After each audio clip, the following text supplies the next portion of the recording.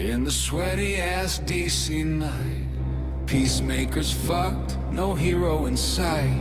Just his gang's a bitch, they left him to bleed. So he throws a damn orgy full on freak stampede. Oh, the snowflakes scream, this shit's too raw. But their dicks get hard, jaws hit the floor. Hiding their boners, their freak flags tucked. They love this chaos, but they're too chicken shit to fuck.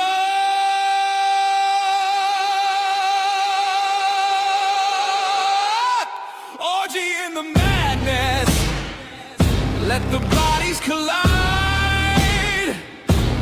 Peacemaker's heartbreak fucks the neon tide. Prunes lose their shit, but their lords don't lie. So don't be a cook and let your freak flag fly.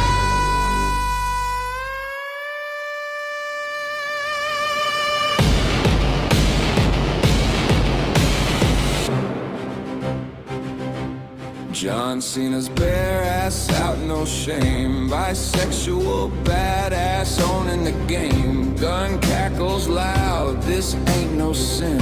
While tight ass prudes jerk off but won't dive in. They bitch on X, this show's fucking cursed. But late at night their fantasies burst. That orgy's a mirror, their kinks run wild. They crave the filth but stay repressed and riled. Orgy in the madness, let the bodies collide.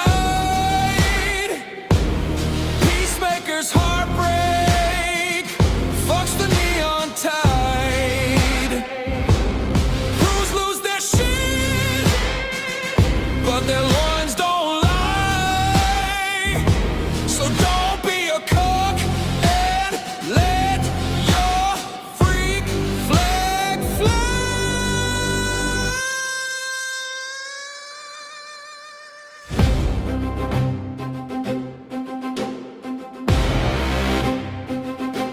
Horns blast like a motherfucker. Spy game's a thrill. Their freak flags twitch, but they're too scared to spill. From the boys to this, it's a superhero fuck fest. Peacemaker's truth says, screw the uptight rest. Orgy in the madness, let the bodies collide. Peacemaker's heartbreak fucks the neon tide. Prudes lose their shit, but their loins don't lie. So don't be a cook and let your freak flag fly. So crank the shit up, let the wild ones screw. Peacemaker's party's got that hardcore brew. Hide your freak flag or wave it fucking high. This DCU banger's got the prude's tongue tied.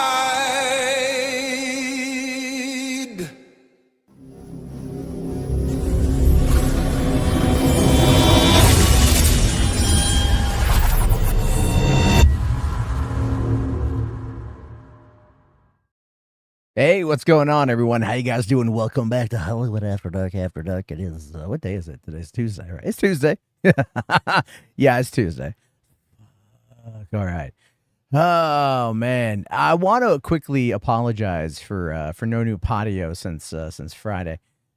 Been super hot here, and I've been I worked 5 days, so that was about close to 50 hours.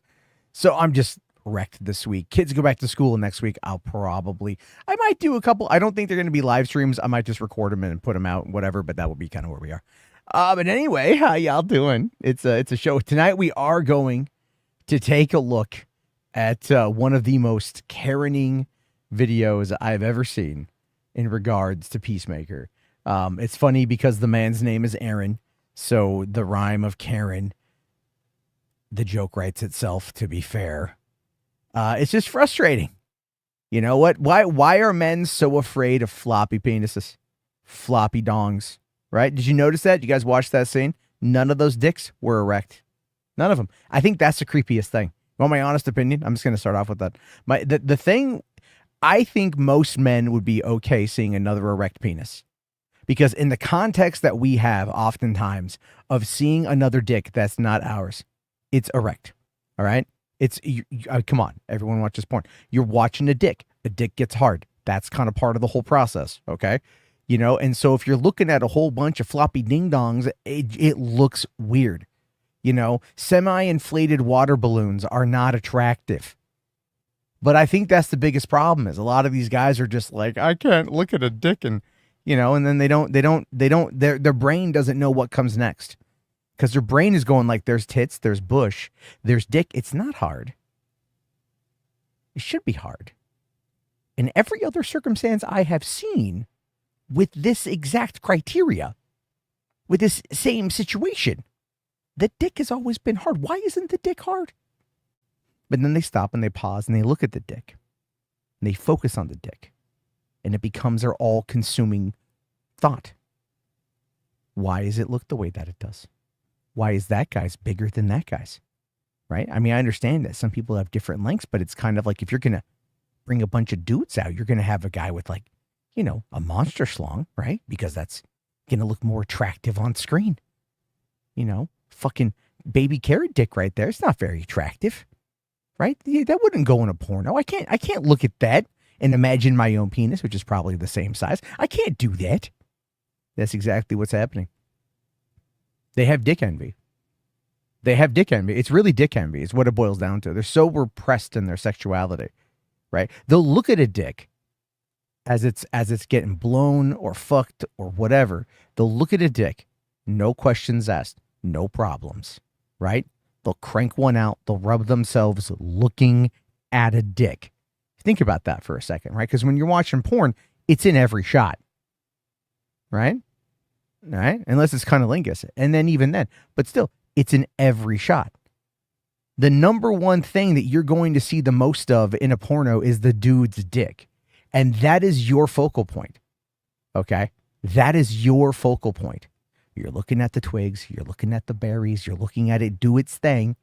And then if you make it all the way to the end, which I would assume that most people probably don't, but if you make it all the way to the end, you watch him shoot happy goo all over her face and her chest and wherever else. But the whole time, the main character of a porno is the man's penis.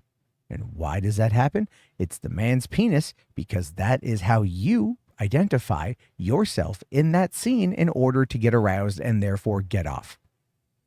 So if you remove the hard dick from the scene, their brains are pretty broken. Right? Okay? Their brains are pretty broken. Now, Ben, here's the thing, Benjamin. I'm talking about dicks because it's part of the conversation. Okay?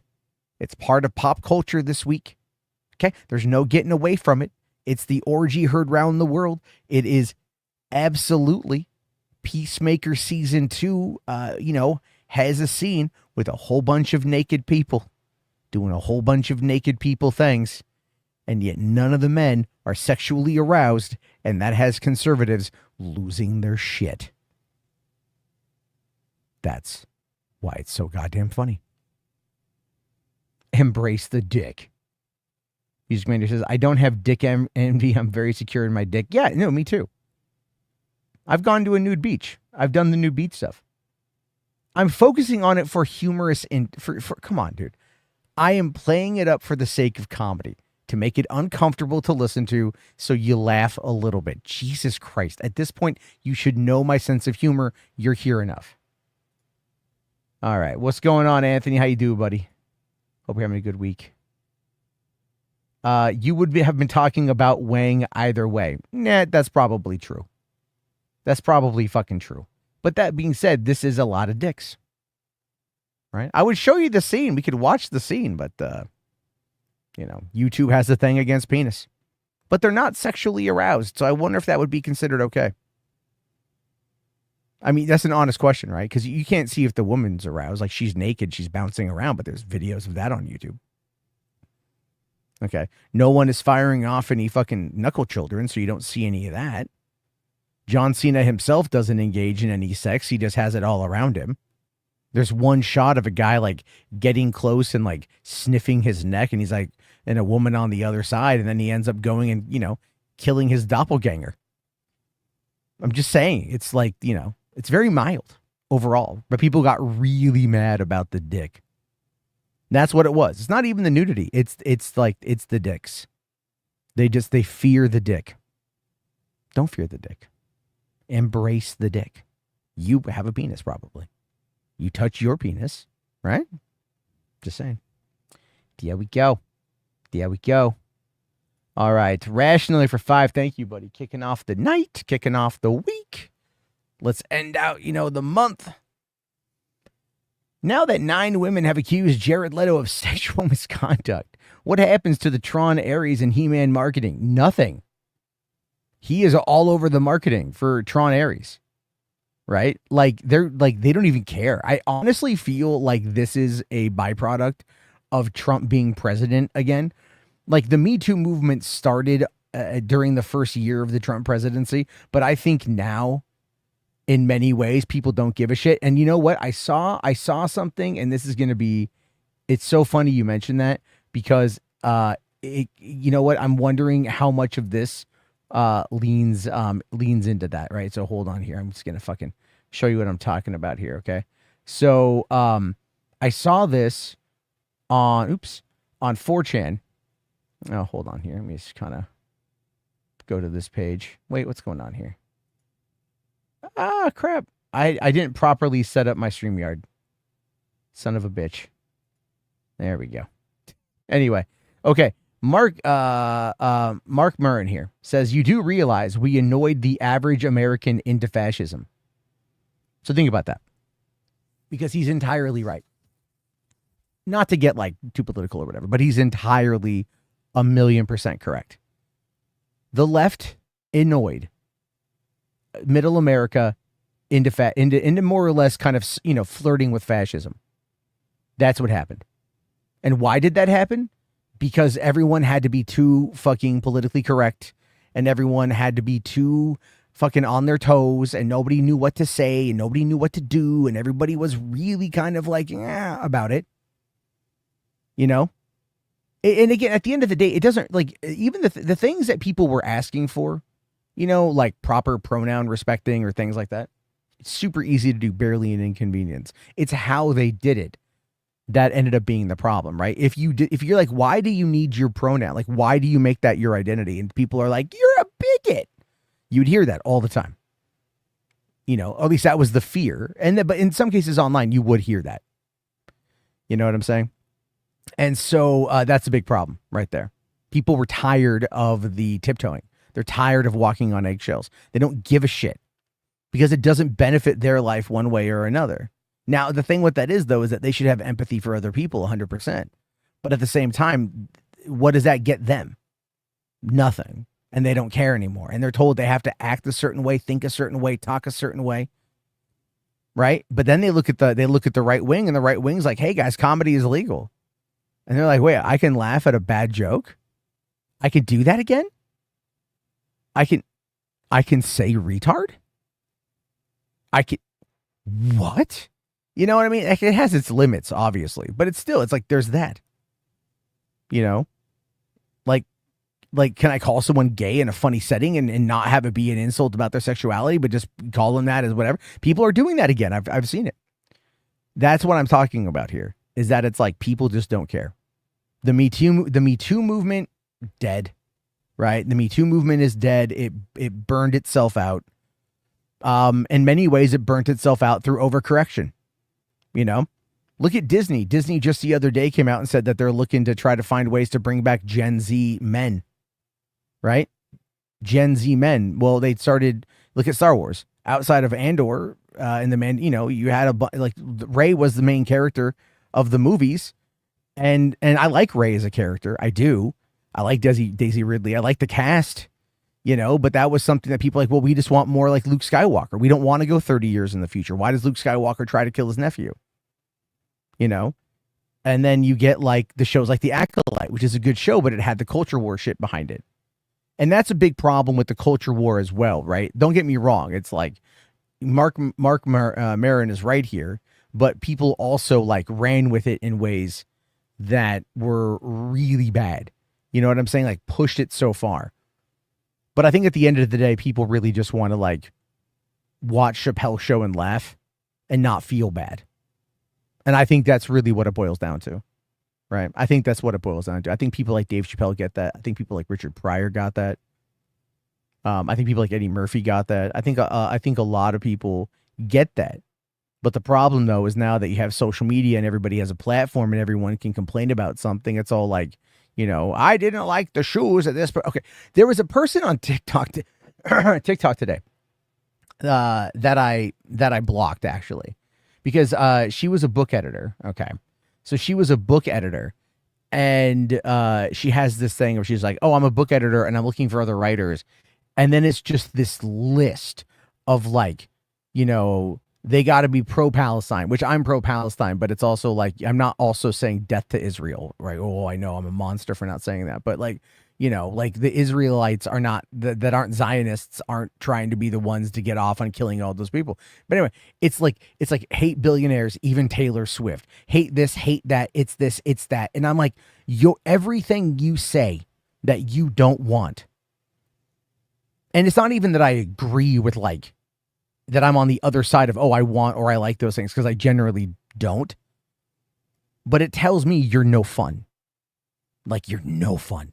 So why would I even want to remotely engage with you if you are just going to be a fucking buzzkill over everything? And that's a lot of the attitude that comes out. And I'm tired of people fucking tiptoeing over that shit. And I think we all know that I'm right on that. I'm not saying don't have empathy. I'm not saying don't be nice to people, treat them with respect, right?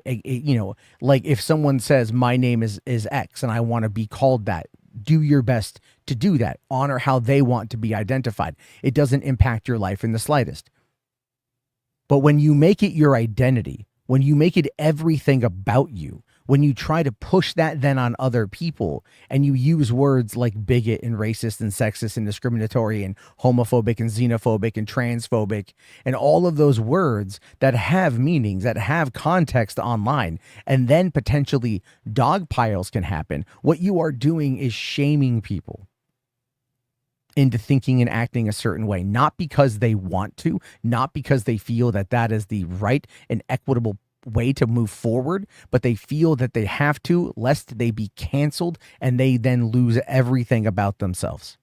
And the thing is with that, though, on the right, if someone gets canceled on the right from the left, the right comes at them with open arms and open wallets. Whereas if somebody gets canceled for something similar or even less on the left, their livelihood is gone. They're a social pariah. They're cast out. So yes, this is exactly why Disney, I don't think, gives a shit. Because accusations doesn't mean a conviction. He gets convicted. It's a different fucking story. But for right now, Jared Leto is just going to Jared Leto. That's what I'm talking about. Leto's the only thing that can save the MCU. Morb will appear in Secret Wars and bring in the extra more billion it needs. Dude, they've got to find a way to bring Morbius back. I'm sorry. They've got to do it. They've got to do it. They've got to do it. They've got to do it. Blargan also says Leto's Joker was one of my favorites. Oh yeah, dude, I loved it. Here's the thing though, is James Gunn going after Jared Leto and Peacemaker by calling out 30 Seconds to Mars. We're never seeing the Ayer cut, by the way. I just spilled drink on my shirt because I'm a lazy ass. God fucking damn it. All right. Parallax here says Harris literally fucking told everyone at her final closing speech that Trump was going to use the military on civilians and no one cared. It's not, well, no, Democrats cared. But then 10 million fewer people showed up to vote. And now we have Trump. So, who were those people? Were they independents? Were they Democrats? I don't know. All I know is people are afraid. And we're going to see some shit really happen in the next couple of years. So, yeah. The left absolutely annoyed the average American into fascism. Mark Maron is Maron is his name. That's right. Yeah. He's entirely correct on that one. Okay. Am I right? There we go. Now I have it set up properly. All right, moving into the other one. Thank you. Garrick for 5. Do I think Hollywood needs to stop making Smurfs a movie franchise? Yes. We were what the fuck? Oh. The fuck? Something's on my. What is that? Hold on a second. Did I fucking... What is that? Oh, fucking ass. Okay, no, it's not bad. It's, well, you guys are gonna laugh. So I was snacking before going live, and I got some restaurant style salsa and chips, and I guess a little bit fell on my mouse pad. I touched it. I didn't know what it was. Anyway, Hollywood and Smurfs movies. Yes. The first Smurfs movie, bringing them into the real world, in 2010 was a bad idea, even though the director, Roger Gosnell, is the guy who did, Scooby-Doo and everything. The guy can do good kids movies. I think he's a good kids film director. But, the only one I've ever given a fuck about was the third one, The Lost Village, where it was all animated and they're in Smurfville or whatever the fuck it was. You don't need to have Hank Azaria as Gargamel out there in the real world. I don't even know if this one goes into the real world. Like, I think it does. But is it an animated real world? You know what I mean? Like, it's that whole weird thing here. I don't know. Hold on. Is this it? Oh no, that's something else entirely. Oh, here we go. Okay. All right. I'm looking through some clips of the movie right now. It looks like they are in the real world again. Kind of. I mean, it's got like a weird kind of hybrid mix. Is that correct? It looks like a hybrid. I don't even fucking know, man. I'm just kind of like thumbing through some clips of the film right now. Don't ask me what. Yeah, okay. They go into the real world, but it's like an animated version of the real world. Like, what the hell? Yeah, stop making Smurfs movies, man. That's fucking stupid. Smurfs movies are, no one cares anymore, man. Okay? Like, they spent all this money on a Smurfs movie, and it's like K-pop Demon Hunters was number 1 at the box office, only playing 2 days, and not even playing at AMC. It's now Netflix's most watched movie. Never mind, it's most watched animated film. The 7 songs from the soundtrack are in the top 7 slots on Spotify. We are living in the K-pop Demon Hunter era. And quite frankly, I'm here for it. I was actually listening to the soundtrack again today with my kids. Such a good movie. Anyway, thank you for that. Also, Garrick, what did you think of the report that Disney's having a hard time attracting Gen Z men? Are Marvel and Star Wars in trouble? No, they're not in trouble, but you need to make them masculine. Okay? Like, that's the thing, right? Like, you need to make your men masculine again. They did that with Captain America, Brave New World. Fucking Anthony Mackie, dude. Right? He's got that good energy and shit. But you know what? You gotta have, like, Chris Evans as Cap, right? Tony Stark as Iron Man. Those were, even Thor before, like, Love and Thunder, Thor before Ragnarok, where he was a broken man, right? And then, of course, Love and Thunder, he's even more broken than he was in Ragnarok, which led into, the Infinity War shit. But and that was a great arc, but then they just made him, like, broke again. So it's like, where's this positive male role model? Where's this positive, like, machismo energy, this masculine energy? And it's important, right? And this is where they need to start bringing war movies back. Fucking, not that I want to feed into, like, American jingoism, but it's kind of true. You know what I mean? Like, bring back the action hero. Like nobody in John Wick, right? Here's the thing, right? I love those movies. Both guys are in their 50s. You know what I mean? Like, both guys are in their 50s. Keanu was like in his late 20s when they did The Matrix, or early 30s when they did The Matrix. And it's like it was a younger man's game and shit. All right, you need to have these, like, I don't know, I think you need to have like more. I think Nobody would do well if it would have released at like a different time. A mid-August release or an early August release, not a good idea. The last one I want to say came out in like January or February during a time that people would have been willing to go. You know what I'm saying? But it's like, I don't know. I think what they need to do for Marvel is bring back, give us a real masculine character, right? One that kills people, one that fucks bitches, one that does all that shit. Because that is something that people like in these characters. They want them to be like that. Superman didn't do it. So, the whole line of like, hey, maybe being kind is punk rock. Great sentiment. Great sentiment. I do, and I'm not being hyperbolic on that one. I do like the sentiment quite a bit, but at the same time, you look at something like that and you think, well, is this going to get people to care? Didn't even beat Man of Steel. Just saying. By the way, can I talk about that for a second? I'm sorry. I gotta say, I find it funny that leading up to the release of that movie, it's going to make a bajillion, gazillion dollars. Okay, fine. It's just going to make $1 billion. Okay, so it might make 800 million. Okay, 750 million seems like a pretty good end point for the movie. It's going to probably do what Amazing Spider-Man 2 did. Okay, Guardians of the Galaxy did. So 700 million. Okay, well, now it's going to go down to maybe between 640 to 690 million dollars. Okay, now it's going to go down between like 600 and 650 million. Oh, now it's going to do maybe to 620. You know what I mean? It's like the movie, right? It's good. I love it. It's a good film, but it's the same thing. It's like that version of Superman is an empathetic version of Superman, which is fine to have. I am not critiquing the character, so fucking slow your roll in the comment section. Okay, in the chat. What I'm saying here is that when it comes to masculinity, David Cornsweat doesn't necessarily have it oozing out of him. Okay.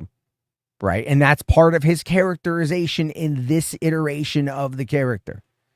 All right. Like, you go back to the scene with him and Lois when they're in the apartment and they're talking and she's calling him out for him being the only one that interviews Superman.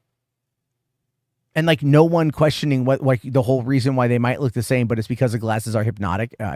Jesus Christ. I hated that part. But anyway. That part I didn't care for. I get the joke, but it was like, again, like, okay, it's just kind of dumb. Because no one even bothered to ask where was Clark during like the last, like the climax of the movie.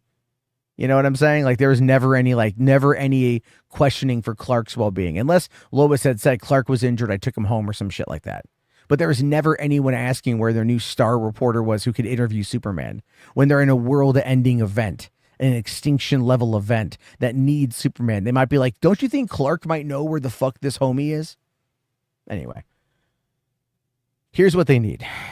You need to find a young Indiana Jones, have him fight Nazis. Bam, done. Okay. You need to find a young Luke Skywalker and either have him fight the Nazis, stormtroopers, post Return of the Jedi, or have him do adventures in between the movies. But either way, punching out stormtroopers. You need to, we need to not, we need to showcase that fascism is bad and punching Nazis is cool. Okay, that's all you gotta do. That's it. That's the best way about it. Also, big titties. I'm just saying. That's a personal thing for me, though. All right. Garrick for 5, thank you. I know Critical Drinker and Chris Gore say that the issue is a result of Disney forcing Marvel and Star Wars to appeal to more women. It's not necessarily to appeal to more women. It's to reach a broader audience as a whole. Okay? They're going to go back to the whammon argument because that's all they really have.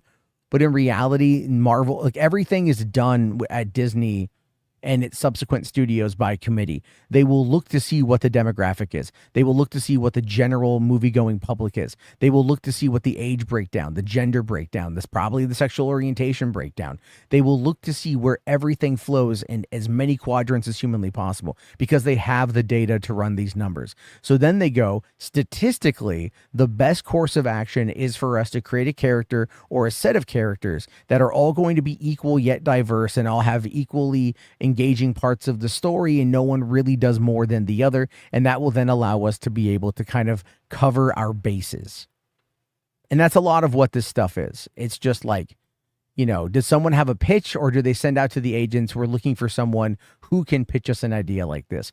Or in the case of, let's say, Gareth Edwards and Jurassic World Rebirth, is it we have a script, we need a director to come on in, shoot by numbers, get it done, make it look terrifying, and get us out under on time and maybe under budget, so we can have the movie ready to go by July of 2025. You know what I mean? Like, there's a lot of that, and we need star power to do it. So let's get Scarlett Johansson, who did, by the way, help deliver that movie to over $800 million, which, outside of Lilo and Stitch, I believe is like the highest grossing film domestically. There's that Ni-Za 2 movie that came out over here and barely cracked a couple 100,000. Never mind, it hit 2.2 billion in fucking China. You know what I'm saying? It's just crazy. Anyway, there's nothing wrong with appealing to women. There's nothing wrong with appealing to people of color, minority groups. There's nothing wrong with any of that, but you got to have a good story to back it up. It has to be a compelling story, a story that has stakes that people can get attached to and care about. And that seems to be one of the biggest problems we have these days, is we're getting stories that are like, you know, full of and thens, you know, like Iron Man fought Thanos and then, you know, Iron Man died. Okay. Right? But if you go like Iron Man fought Thanos, but Thanos was too strong, so therefore Iron Man got the Infinity Stones from him, but before Thanos could stop him, therefore he says, I'm Iron Man, and he kills himself, right? Like, it's a but therefore model that South Park uses. It's really effective for scene building. And they just need better stories. And that's where James Gunn is 100% correct. All right, Garrick here saying, thank you, by the way. The culture war BS is really annoying. I like all the hubbubaloo over Cracker Barrel changing their logo. Even Steak and Shake and Trump got involved. It's the stupidest shit. Who cares if Cracker Barrel changes their logo? Did they change their food? Probably not. Are their prices more affordable? Probably not. Does it impact your life in any way? No. Is it a dumb logo change? Yes, as a matter of fact, it absolutely is. So a lot of those minimalistic logo changes are kind of dumb. You know, not that everything needs to be like, ooh, and shit, but there's a lot of that stuff that's kind of dumb, you know, and that's really what it boils down to. It's just like the culture war stuff is nonsense. And it's like, it's everywhere. I honest to God have not been that engaged, and it's been so nice. It's been so nice. I've been watching movies and shit. Like, I'm reading up on it. Don't get me wrong, but I'm not like rushing to do a video and like get into the shit over it. It just doesn't interest me. Also, Garrick, thank you. Says all these Smurfs movies and not a single Johnny Quest movie. I'd even take a Snorks movie at this point. God damn it! Don't do that, man. Don't bring that up. Remember Scoob in 2020? Remember the end credit sequence of Scoob? When they start showing all of the Hanna-Barbera universe that's currently going to be working with Scoob, like Johnny Quest. They gave me a Johnny Quest tease. And then Zaslav, the cuck, the fucking cuck, decided to, to tax break or tax credit, memory hole, remove the Scoob Christmas movie for what, $15 million? Right? That's it. 15 million. If they made enough profit off of fucking Superman, take that 15 million, throw that back in, or get Ketchup Entertainment, man. They dropped 50 million in order to get Coyote v. Acme, you know, for coming out next year. A movie that's been complete now for like 2 years, and it doesn't hit theaters until July, August of 2026. So, like whatever, man. But yeah, it's I'd love to see Johnny Quest. All right, this is for 5. Thank you. Let's see. The animated film Batman the Killing Joke was in theaters for 1 week and got double the amount it took to make the film. Actually, you are slightly mistaken on that one. It wasn't in theaters for 1 week. It was in theaters for 2 days. They had a Fathom event screening the day that the movie, I think the night before the movie came out on home video, or maybe the day the movie came out on home video back in July of 2016. This was right after Comic-Con. I know because I saw it in theaters the night that it came out, right after Comic-Con, and then I went home and I bought the Blu-ray, which I still have.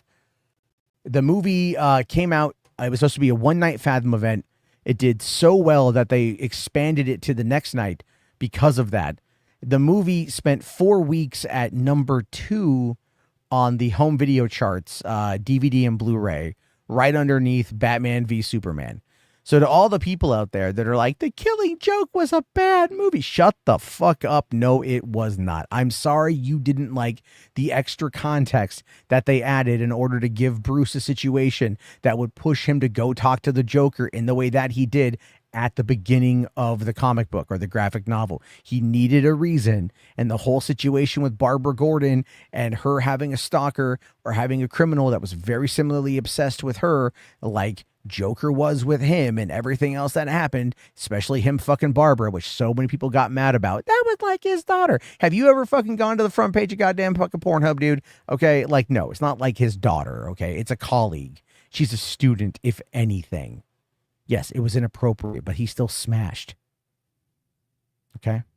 It happens. 2 adults, high-stress environment, peak physicality, fighting bad guys, righting wrongs, having introspective crises of faith about who they are and what they do, and in the heat of the moment, just the only thing they can really do is express themselves physically, but in a way that is productive and sensual. You know? Instead of beating up a bad guy, she beat him off. I'm just saying, it was a beautiful moment. Anyway, it doesn't matter. It was a good opening to set up The Killing Joke. That's all it is. But it did very well. Yes. Carrick for 5 also, thank you, says, is it pointless to buy physical games from the PS3/360 era now? Yeah. Yeah, it is. It's pointless to buy any physical media game from the from anything after the PS2 for CDs. I mean, it's for games and shit like that. And I support physical media 100%. But the way it works out though is that those games required updates. And if you're not able to get updates, then you're not able to play the game. Not in any kind of functionable state. Like a lot of games release in a broken state so they can patch them later. I got Helldivers 2 last night, and the game is awesome, but there are some considerable flaws with the game right now. They need to do there's some severe frame rate dropping, which is crazy because it's an online only game. Some of the visuals for the textures when I'm in like the city, because there's like a cityscape now, aren't that great. Now there is a new enemy. Holy shit, they pushed my fucking shit in. Jesus Christ. I went there as like a level 1 cadet. I'm all doop de doo doop de doop doop doop doop doop doop. They're called the Voteless, I think. And I went in there and I just got wrecked. So I'm like, I'm gonna go kill me some Terminids, motherfucker. But yeah, it is unless it's a cartridge based game. And even then, you know what I mean? Like DS, 3DS, Game Boys, PSP, PS Vita, that kind of stuff, even Switch games, because a lot of those probably didn't get a lot of updates, but a lot of newer games require updates that even make the game perform better, because God forbid they put out a product that's complete, because them shareholders got to get their money. So yeah, that has fundamentally fucked up video games. So anyway, all right, where am I at here? I am like so far behind. H Bart's here, says just stopping by to drop a like and say I was taking a break from streams. I decided to stay away. Wait, what? Okay, hold on. Taking a break from the streams, but I decided to stay away. That's for the best. It's for the best I don't come back. But I'll still DM you, but I can't beat. Oh, okay. Sure. Like, okay. I mean, you could have just DM me that, I guess, but thank you. All right. Shareholders ruin everything. Yeah, that's true. Matt got gangbanged by the Illuminati. I think that's probably what it was. The PS2 is better than the Xbox Series X. Nah, not really.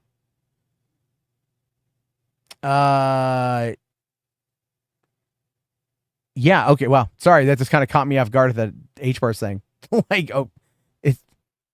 I don't know. All right, yeah, fuck, where was I? Okay, yeah, let's,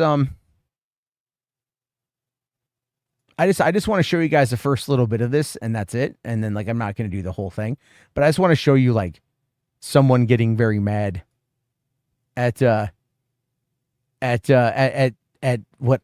Yeah, that kind of threw me off. Sorry. Anyway, let's just keep at it here. All right. So this is Karen Fisher.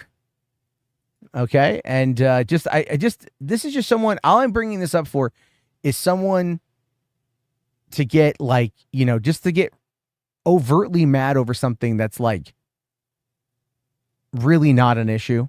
You know, like an adult show for adults, and he's acting like a child throwing a tantrum. So it's kind of sad, but okay.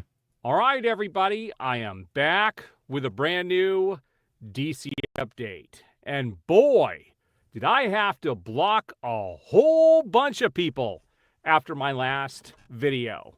And it's all 100% justified. And I know a lot of those people are still watching my video. And I'm going to explain something here and make it very clear.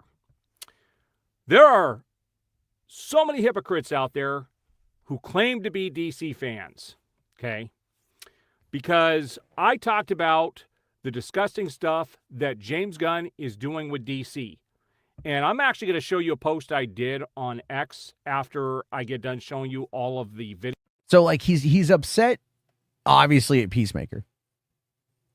A show that very, very quickly established itself coming off of the Suicide Squad as being for adults. And he's mad that it's an adult show that has adult things, as I talked about at the beginning of the stream. You know, and everything else. So, yeah. Are all the clips I'm going to show you, or the photos I'm going to show in today's update at the end. And we're going to see what I had to say about James Gunn. And I warned everybody this was going to happen when he took over. This was my big fear. And everything that I feared about James Gunn has come true. His yes, he does. Stupid comedy at the end of an emotional scene. All the disgusting, perverted stuff. It's all out there. He can't hide it. It's all out there. And on this last video, here's what I have to say. So many people came in and said, it's okay that Peacemaker was like this because they labeled it as MA. That doesn't make it okay. Yes, it does. That's the very definition of how the rating system works. Right? So if I was doing a show, let's say I was creating, you know, like I was hired to expand the Bluey franchise, right? And I wanted to create a show about what Bluey's parents went through when they first started dating, you know, before they had kids. You know, what would their life be like? I'm assuming, given the healthiness of their relationship, an absolute fuckload of doggy style, right? They have a very healthy sexual relationship if you look at the parents of Bluey. And I think that would be something that I would explore, right? But I would label it TVMA. There's lots of doggy style. Now you might be asking yourself, why would I do that? Why would I want to explore the wild side of Bluey's parents? Because I feel like a lot of people, they get into the relationship, okay, and like people, you know, there's always that hot and heavy aspect in the beginning, you know, right? And a lot of people, like, you know, there's been a few people I know that have kind of like gotten divorced recently, so it's kind of one of the reasons why I'm talking about this. But like they kind of lose that spark. You know, it's all hot and heavy, and you know, when you're together, it's all new, it's exciting, right? It's sensual. It's like, holy shit, every day can be a fucking cum party, whatever. And then you have the kids, and then you have work, and then you have responsibilities, and like things start to change. That would be the point of the show, but I would tackle it in a way that seemed relatable. So again, lots of doggy style. Gunn is doing something very similar here. He is exploring the concept, the process of grief through the lens of self-destruction at the extreme. That's really what it is. Like, take away the tits, take away the bush, take away the dick, and then that's what you get. But all Aaron here can focus on is the genitalia of other people, predominantly the men. It just goes to show you, right? Yeah, the Watchmen TV series is rated, yeah. Swamp Thing was TVMA, exactly. Exactly. Is he freaking out over the femboy? I don't know. No, not necessarily that. I don't think so. But again, we're not going through the whole thing. But just because I listened to most of this tonight. It was just kind of whatever. This is DC Comics. People said, well, do you have a problem with Zack Snyder did with that show? And no, I did not watch it. That show that he did on Netflix. Do you have a problem with Game of Thrones? Do you have a problem with The Boys? No, because that's what those projects are. DC is not The Boys. DC is not Game of Thrones. DC is not this other stuff. Now, I mean, I'm not the biggest defender of comic books. We all know that. But even I would like, but don't you think that it's like, again, there's different iterations of it? And this just happens to be that iteration? You know what I'm saying? Like, that to me is kind of crazy, isn't it? A little crazy, right? Like a little wild to think that they can't have, all that. But then I go back to the other thing I go back to. Okay, the other thing I go back to quite a bit with this stuff is you're okay with killing people, right? You're okay with violence. You're okay with death. You're okay with destruction. You're okay with all of these elements being presented on screen. But if it's a dick or a pair of tits or something sexual, you lose your shit. Right? You know what I'm saying? Like, that's all it is. That's all of his McFarlane Snyder versus are lame. I mean, I kind of like him, but I don't buy those things. So, but you can tell where his loyalties lie. Right? How many Batmans does he have up there? I see he's got the, Aquaman, Batman. Is that Cyborg up there? Wonder Woman, Flash, Batman, Black Adam, Hawkman, Black Suit Superman, Black Adam again. I mean, look, this guy's probably keeping, like, I tell you this, I'm watching this guy and I think I'm getting Enosh vibes. Anyway. DC is not meant to have this crap in it. And then people came in and would post about Batman taking a shower in Batman versus Superman, about the bathroom tub scene with Lois. You are really going to compare that to a full-on orgy with what they did with Peacemaker? There's something wrong with you. It's not the same thing. Wait, wasn't it like, I mean, was it a full-on orgy? I mean, people were there like, I guess, yeah, it was. But then again, you had that one guy, that one naked dude that just seemed to be jerking off in the corner the whole time. Or he was always just kind of like hand on his junk, like flopping through the scene and whatever. That guy got me because I was just like, what is he doing? Like, is he new to the orgy scene and just doesn't know what to do? And he's just kind of like trying to get into it, but he's having a little bit of trouble because, he doesn't really know like where to fit in, like, like that kind of stuff. Because I'm sure that to go to an orgy, there's a lot of pressure. Right? They'll tell you that there's not a lot of pressure. I've heard this before, right? They say it's not a lot of pressure. It's just, no, dude, just come on in, have a good time. Everyone's here to have fun and relax. That's all we're doing here. We're just having a good time and we're relaxing and that's it. But then you got, but I mean, like, but until you get into it, you don't really know what you're doing. I think Aaron here would lose his mind at an orgy.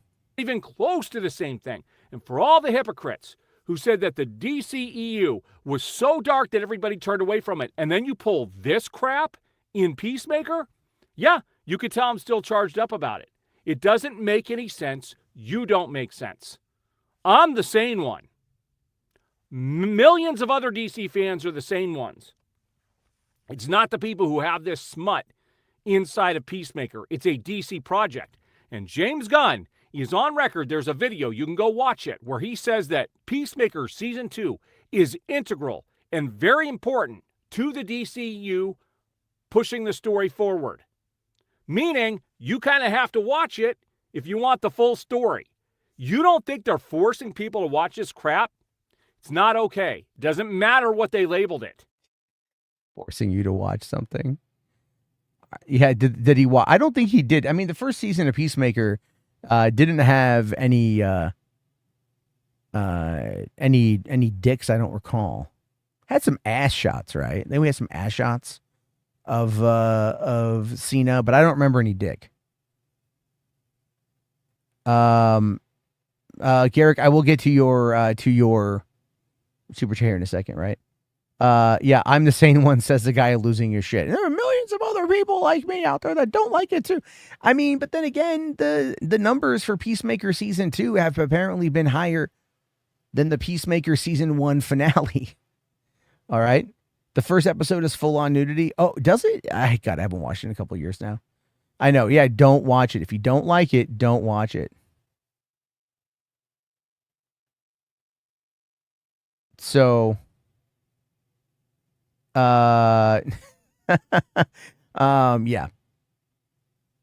The orgy was dumb, incredibly stupid, completely idiotic. They had an orgy, but it didn't involve Hot Girl. Well, you know what? There's another person who's not here right now who I think would agree with you on that one. And Hot Girl, given her portrayal in the in the thing, wouldn't probably would have been in the orgy, right? So yeah, it's just it's so funny to me. Homie looks like Casper. For me, myself, and Irene. He doesn't have the butt chin though. He doesn't have the butt chin. Hawk mommy, yeah, still mid, but whatever. If she was there, that would be a different story. All right, let's continue on for at least a couple more minutes. It's not appropriate for the property. Period. You want to do it as some weird, perverted Elseworld story, then go ahead and do that. But this is the guy in charge. And you can go back to watch my videos from the very beginning when they announced that he was over. I was going to take a wait-and-see attitude. And then I talked about my big fears with him. And every single one of these has come true. Every single one of them. It's not okay, guys. It's not okay. DC is in the hands of just evil right now. Now, I love that. DC is in the hands of evil. Ladies and gentlemen, evil. Detective Comics has aligned itself with Satan. Evil. Because they showed unerect penises. Can he like explain exactly what, like, you didn't see any penetration. You know what I mean? Like, you didn't see any penetration. You ended up, I think at one point you see like one dude clapping cheeks. It's really about it. Right. But the focal point of that entire scene is Cena's reaction, Peacemaker's reaction. Because like, it's not enough. It's not what he wanted. It was all just a cope. Right. But I don't expect Aaron to like look, to look beneath the surface of what's being said, of what's being shown at its extreme. Don't listen to Jarbo Shiftyism. He doesn't like hot Latinas. What are you talking about? What are you fucking talking about? Wait, did you see her half naked running around with X-23 on the beach? I did not, but I'm also in my early 40s, so I don't really like, I mean, Isabella Merced's like 20 years younger than me. It feels weird to like eyeball her, but then then there was those photos of Daphne Keane from that convention over the weekend with like the beige top, and it was a little chilly. And, a lot of people were commenting on that, so, I mean, we could move past Sydney Sweeney's boobs and go to Daphne Keane's, but it's like, again, at the same time, it's like, it feels weird. When Dan DiDio controlled DC Comics was in the hands of evil. Well, there we go. Let's see here. One day they give us full blown action on HBO, especially after the season 2 House of the Dragon blowjob. I don't know what you're talking about there. I honestly don't know what you're talking about, Shiftyism. So you're gonna have to explain that one to me. But again, evil. They're in the hands of Dr. Evil. James Gunn, I want $1 billion. Now, let's take a look at the stuff that I have grabbed since my last video. One thing I forgot to mention in my last video. None of this matters. Let's go on talking about that shit, and it doesn't fucking matter. Oh, yeah, he's talking about how, like, sorry, I have to just kind of comment on this. Like, right here, he's talking about, like, how James Gunn is already backpedaling on the Superman parental message that even Mr. Terrific confirmed was legit, saying here that it's possible that they might backpedal on that by saying that Lex Luthor altered it, maybe. But it says here, what is it? Something LV Planet shows Luthor was behind the false images of Superman's parents. Okay, but it's Metropolis today. Like, they're putting everything on Luthor and they're claiming that it was fake. And no one is coming out and saying that it was real. But we also, like, again, this is just the media spin on it too. You know what I'm saying? That's really what it boils down to anyway. And he's complaining about Superman again, Batman, Peacemaker. Oh yeah, this is kind of funny. Look at this here. Comic Book Resources has a thing saying, "Hey parents, keep your Superman loving kids far away from the not safe for work Peacemaker," which is fair advice. It's very good advice. Don't do that. And then just again complaining. Oh yeah, then he complains about like this, about how White Rabbit, this is how she looks in the comics, but you know, but not. It's I just thought it was kind of funny because you can tell he's a prude. That's what I'm trying to say. You can totally tell that there was a legit blowjob in House of the Dragon, full contact suckage. They were in a bar or a brothel or something, and there was this woman, and she was going at it, first time ever in a show. Hold on. Okay. At first, you piqued my curiosity, but now you have my full attention. House of the Dragon blowjob. Graphic scene in episode 3 cut. Through watching a few fan reactions, there was a really graphic blowjob scene at a brothel. This scene must have been cut out when I was watching. Okay. Well, apparently it was a fake dick. They showed a woman giving a blowjob to a fake dick. And then followed up by saying the show is super boring. Let's find the video. Here we go. I can't show y'all, but let's see. Okay, people having sex. There's Merkins. Okay, I'm watching the scene right now, ladies and gentlemen. I'm waiting for the blowy.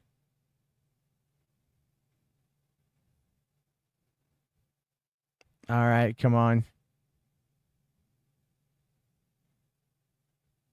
All right, hold on.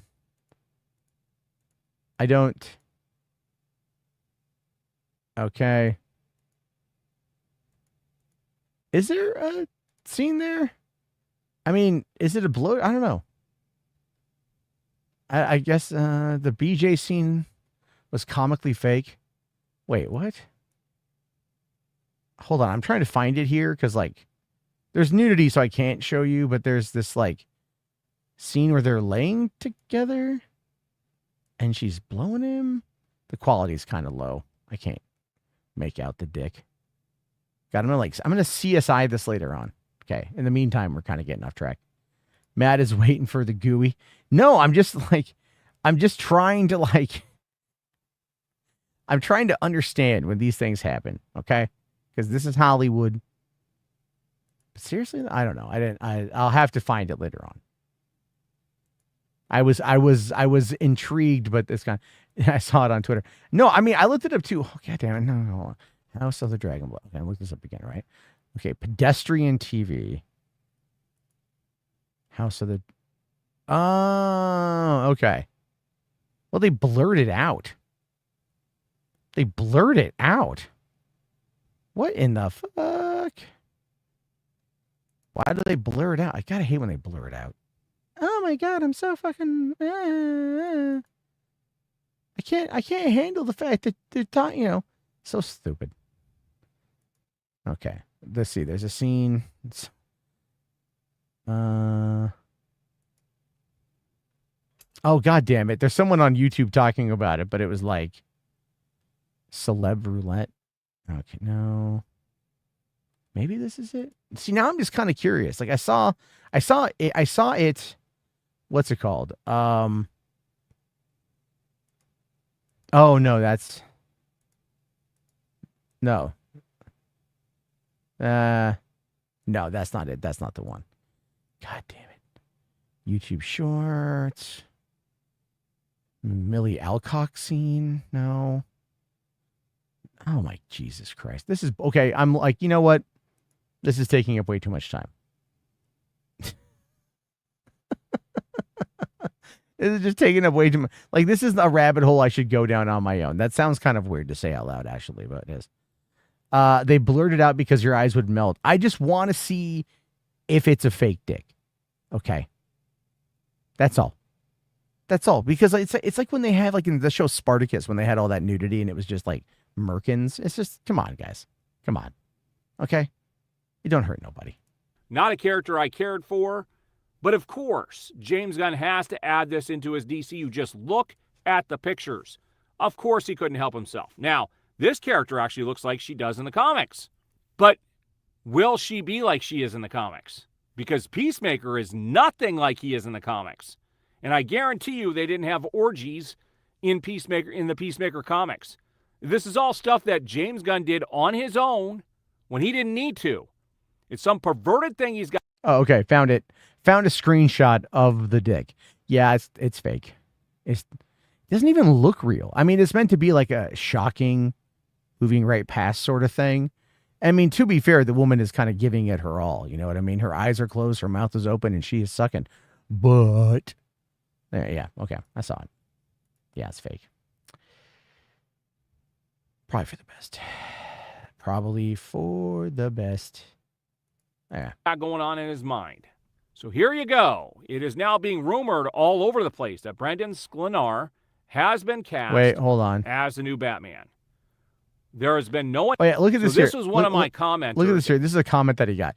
DC is turning into a superhero parody. In the first movie, Superman 2025, they already had a kick to the balls, a giant green middle finger, a busty woman shaking her boobs in a spaceship. That would be Cat Grant. And a drunk Supergirl. Just imagine what it's going to be like when things start to go into the decadence. This is going to end up like Scary Movie. It's like, do these people ever, like, do they ever leave their house? You know what I'm saying? Like, do they ever just leave their house? Right? Never had a BJ in a show. I mean, yeah, fine. Okay. Okay. But if it doesn't one up Caligula, then I ain't interested. So hold on. Fuck, man. Ow. Fuck my goddamn shoulder. Who got kicked in the balls? Yeah. I forget who got kicked in the balls. And also I agree. Who the hell is Brandon Sklenar? I don't know. Don't care.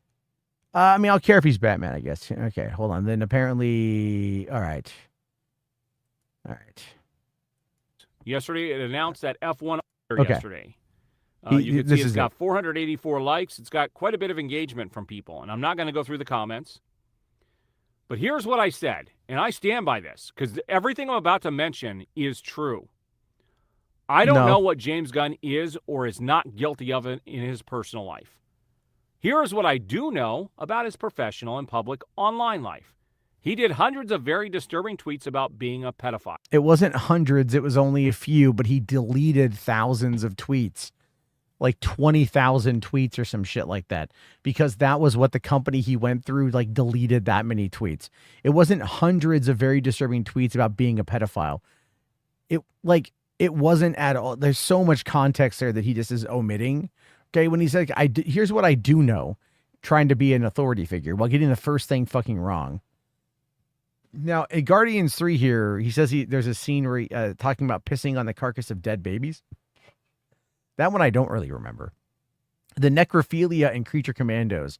And then he's talking about Frankenstein fucking the bride of Frankenstein, or Victor von Frankenstein having relations with a dead body. But at that point, she has her own agency. So is it really necrophilia if like her heart is beating and she is alive?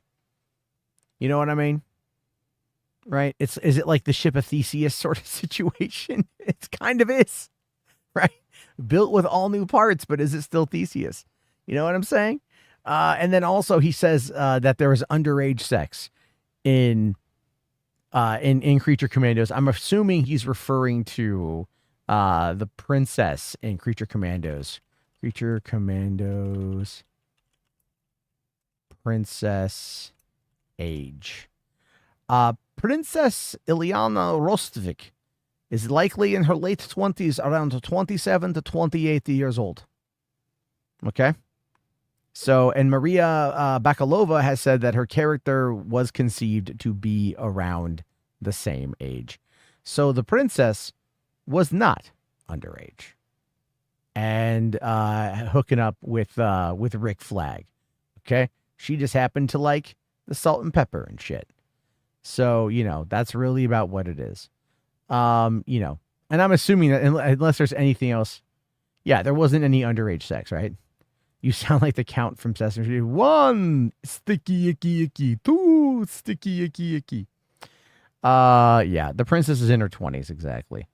So, let's see, hold on. Spherical Man says, by the way, may I point out that apparently as crude as this is for DC, nobody complained about his humor being brought to the MCU with the Guardian movies. Exactly, because they made a lot of fucking money. And the thing is, the Guardians films, surprisingly, still all made more money than Superman, which supposedly, as I was told repeatedly, reminded of excessively, that Superman is the greatest superhero of all time. Everybody knows, loves, and is in awe of him. But yet the movie, well, good movie, just still, so. And then also, I'm not going to play anymore. I just wanted to find this clip. And now he's having this disgusting orgy in Peacemaker Season 2. All after having a cameo of Peacemaker and Superman, knowing kids would watch Peacemaker Season 2, after touting it as a continuation of the DCU and a direct sequel. I mean, he did say, I kind of recall him saying that. James Gunn saying Peacemaker Season 2 is integral. Okay. Let's see here. James Gunn has stated that, is there a video? I would love it. Let's see here. Hold on. James Gunn addresses Peacemaker. I'm trying to, I'm pretty sure there's a fucking video of it there, right? Well, let's see here. Can I find it? I don't know. Well, no, actually here, hold on. Here's something. This could be something here. Let's see. Big part. I mean, definitely Superman leads directly into Peacemaker. Should be noted that this is for adults, not for children. But Superman leads into this show, and then we have the setting up of all of the rest of the DCU in this season of Peacemaker. It's incredibly important. Lots of guest stars coming up, lots of characters that are going to show up that we've already met in Superman. And I don't think there's anything I've ever done that I love more than this season of Peacemaker. So I'm so excited for people to see it. And he knew exactly he knew exactly about all of the stuff there too. So I'm Stinky Dinky. Voodoo Mambo. I scam because I can.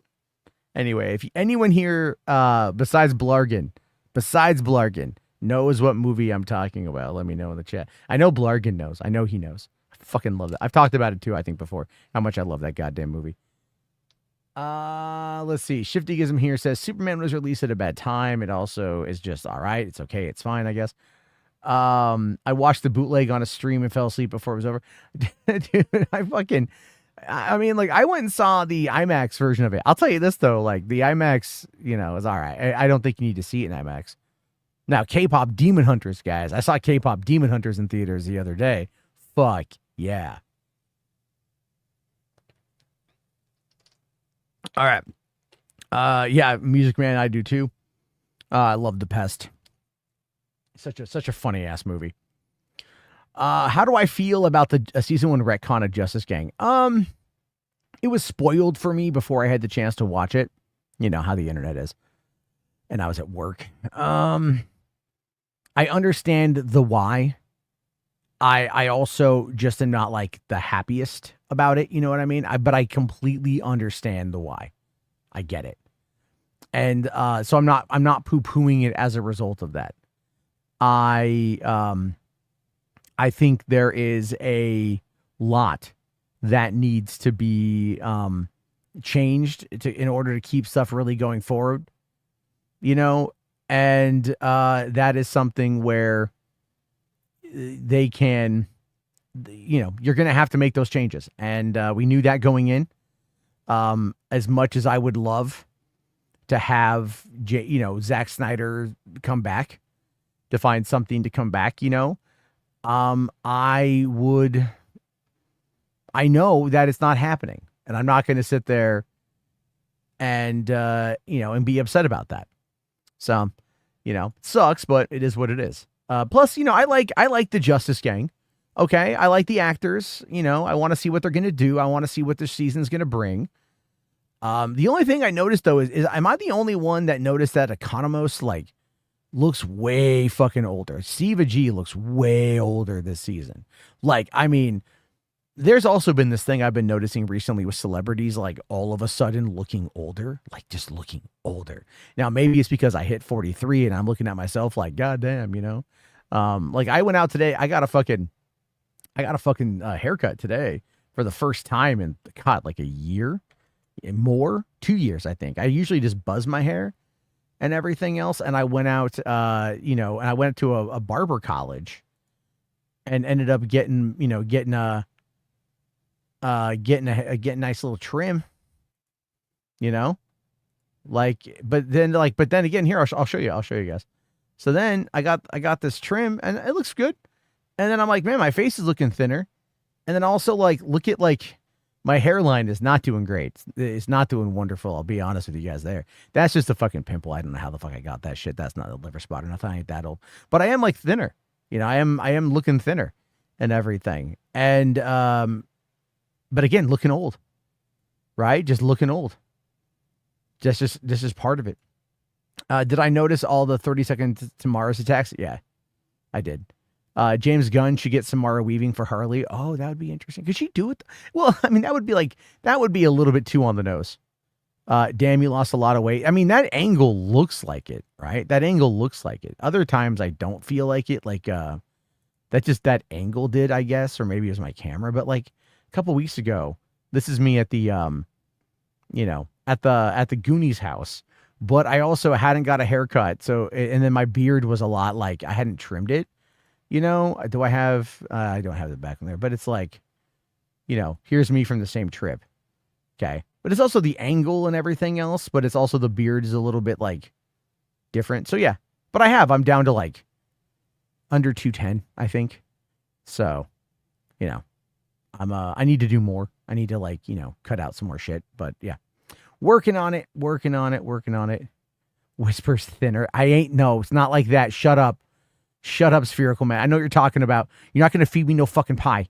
Okay? You're not going to feed me no fucking pie. Mikey Madison as Harley. Could she do the voice, though? Could she? I mean, she's Best Actress winner. Why would she want to go and slum it with the DC right now? You know what I'm saying? But then again, even she won Best Actress and her first movie role was something kind of crazy. Even Short Round, his first movie role after winning for was it Ki Huang Kuei winning for fucking Everything Everywhere All at Once was that Love Hurts movie that came out over Valentine's Day and was bad, and that was his first movie and shit. So it's crazy, right? It's crazy.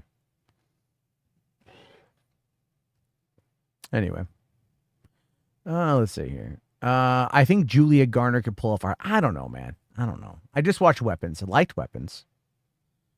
Shifty gives him. I haven't watched Alien Earth yet. I need to. Benjamin says I started adding pink salt and organic lemon juice to my water. Hydration is better now. Cheapest electrolyte drink possible. Interesting. I bought a bunch of those like Premier protein shakes and I take them with me to work.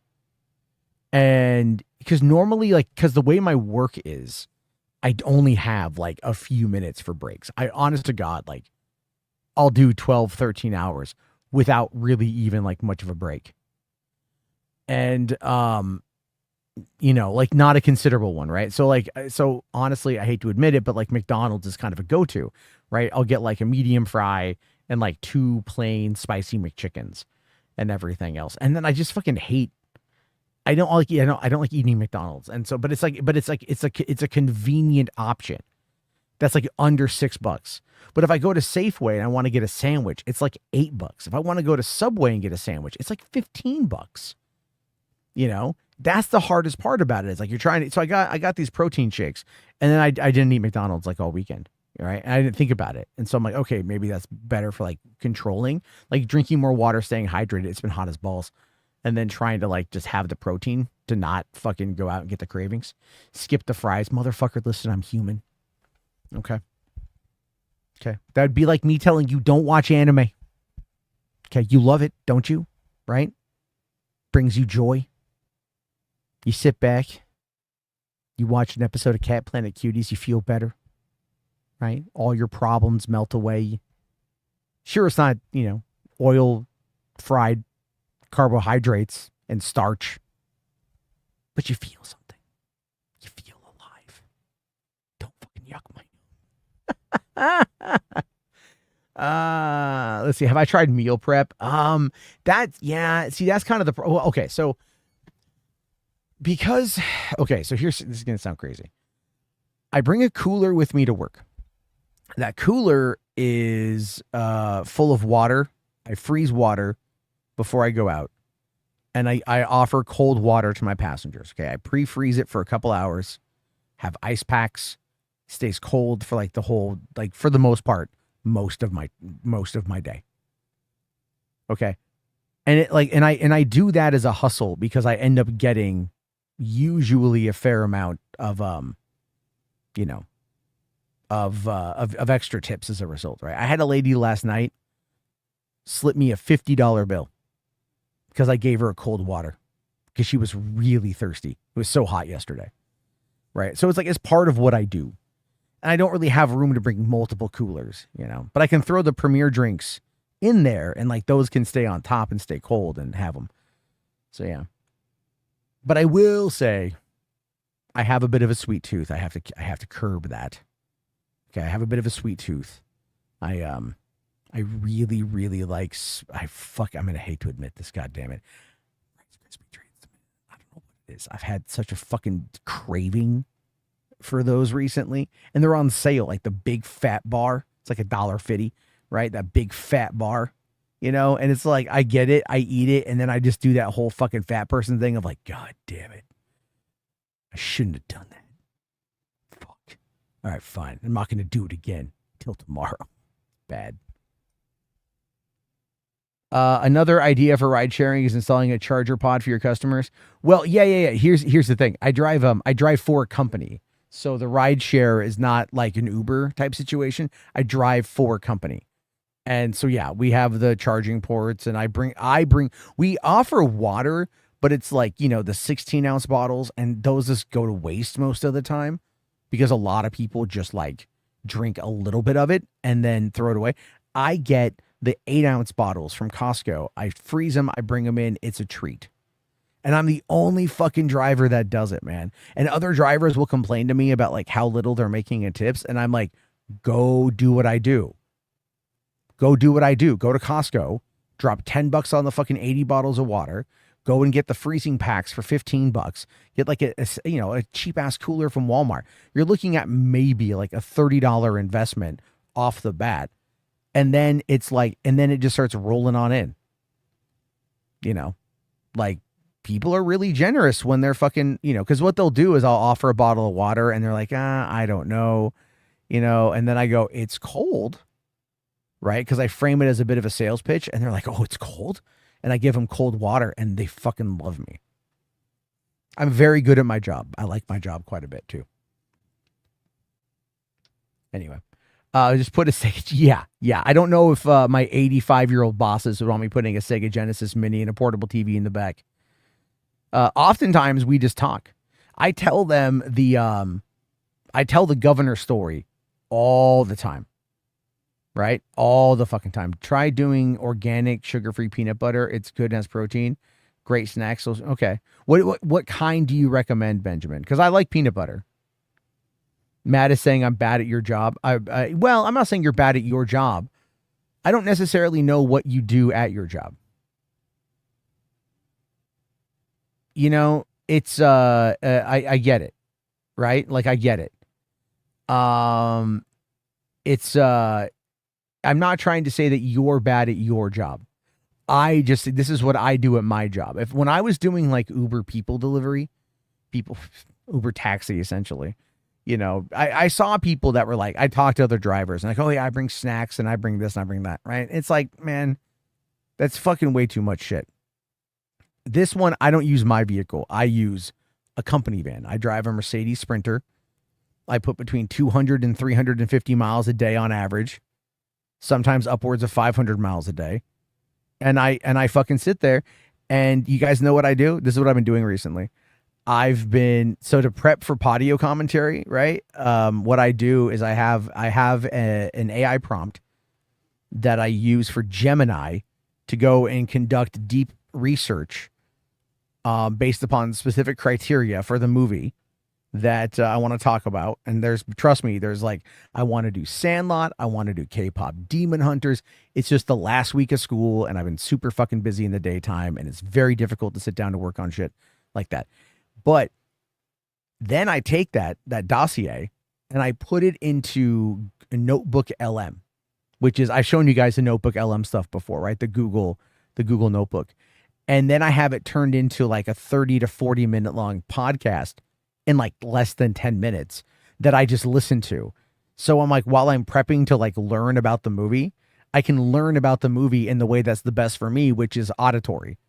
So I can listen to them talk about the film and I can get the insights, the behind the scenes stuff. So when I do the episode and I'm looking at the notes, I've already got a lot of it locked and loaded. It's a lot of prep work, but it's a lot of fun because I kind of feel like I'm being told history, then I get to repeat that history. That organic peanut butter is like $8 for a small jar. Yeah, man. What I fucking hate also is the oil. I hate the oil. You know, people Uber delivering mad into human trafficking. Not really.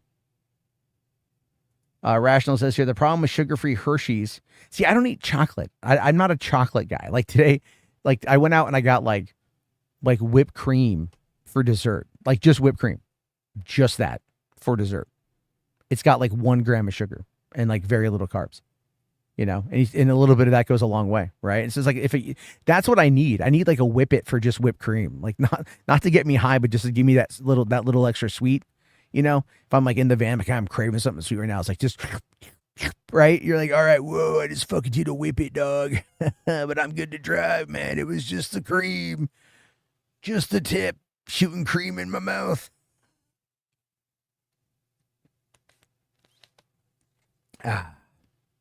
Cool Whip. That's right. What the fuck are you doing? Whip? No, it's whipped cream. I go get the bottles of whip. I like the bottles of whipped cream. Eric here says I'm loving Donkey Kong Bonanza. Do you know the problem? Okay, I try explaining to a 6-year-old what multiple save files are. I love my daughter, but I am having so much trouble getting through Donkey Kong Bonanza because she keeps playing it and then she fucks up where I'm at, right? Because there's multiple save files and she doesn't know where the other save file is because she's 6.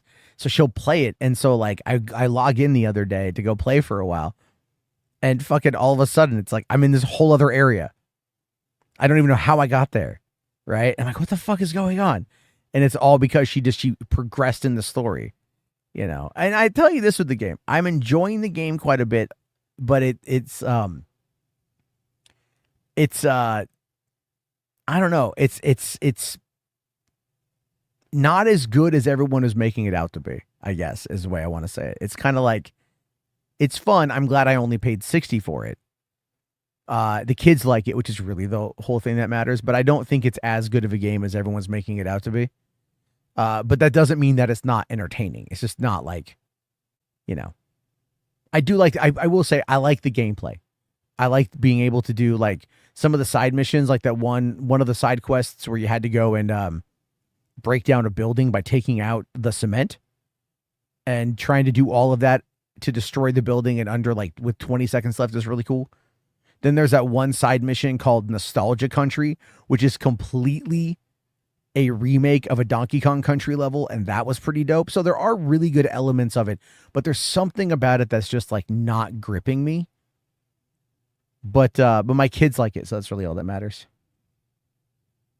You're not gonna let my kid? No, I'm not gonna let my kid. What layer am I on? The one with the blue rock people. I don't know how far that is. It's not very far, I don't think. Okay, no, can I tell you what I really, really, really do not like about it? Is the map. I do not like the map when you are in a middle layer or a bottom layer. Because it's like, it is so difficult to look around the map to see exactly where you need to go. The way that it's designed, there's a few updates they need to put out for that game. But what I'm waiting for is a Pikmin 5 announcement. Give me a Pikmin 5 day one purchase, no questions asked, 100%, 100,000 million % day one purchase, baby. You know, because who doesn't like or love goddamn Pikmin? Let's see. Anthony here said power bottom lower. Matt thought, what's your thoughts on Scary Movie 6? It's rumored to be parodying the streaming era of horror and is said to be prominently featuring a character named Nurse Ratched and Tuesday. I mean, that wouldn't surprise me at all. It's Keenan Ivory Wayans, as far as I understand, is not as involved. Like, he's not directing it. He should be. But Sean Wayans and Marlon Wayans, all right, give me Sean. I think Sean will kind of like, kind of rein in Marlon a little bit. But you need, I don't know, man. You need like Keenan. You need Damon. You need this. What's the sister's name? Right? What was it? It's not Karen, right? What was the sister's name? What was the other Wayans sister name? But I have a feeling they're going to make fun of the fact that that Marlon Wayans was at a haunted house in Haunted House 2. So they could totally make fun of all that stuff. Dog made the game easy in Pikmin. It did. I liked it, but it did. What I want is an actual multiplayer mode. I do enjoy the kind of like the time challenges because I just love Pikmin. Jess says I'm going to play Hogwarts Legacy on Switch 2 and pay for the upgrade. Nice, man. I've got Hogwarts Legacy on Xbox. I got to play it. Will they make fun of Stranger Things? Most likely. Most fucking likely. The new Naked Gun was good. Yeah, it should hit digital sometime in the next week or so. I'll check it out then. Have I checked out Alien Earth? I have not. Has that live action Courage the Cowardly Dog movie come out yet? Was that one announced? No, I don't know. How about that new horror film starring Marlon Wayans coming out September called To Him? Yeah, that looks good, man. I saw a new little behind the scenes on that, interviewing Jordan Peele and the director and talking to Marlon Wayans about what the movie is. It looked pretty good. I don't know if it's one I'm going to want to go see in theaters, right? But it's one that I will definitely check out when it kind of hits home video. It's like, it looks good, but not enough to get me out of the house. I mean, and that's just kind of where I'm at these days. But oh my God, like, did anyone here watch my pod? No, none of you did. But like, Weapons was really good. I mean, I have some issues overall with the movie. Like, the more I think about it, like plot wise, but like Weapons was like super solid. I really enjoyed that. I still need to see Barbarian. Can we watch the trailer I DM'd? What did you send me? The Woman in Cabin 10. What is this? All right. Wait. Oh no. Okay. Hold on.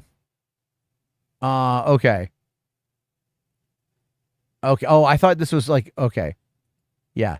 All right. We'll watch two trailers real quick because, there's another trailer, Better Than Sinners.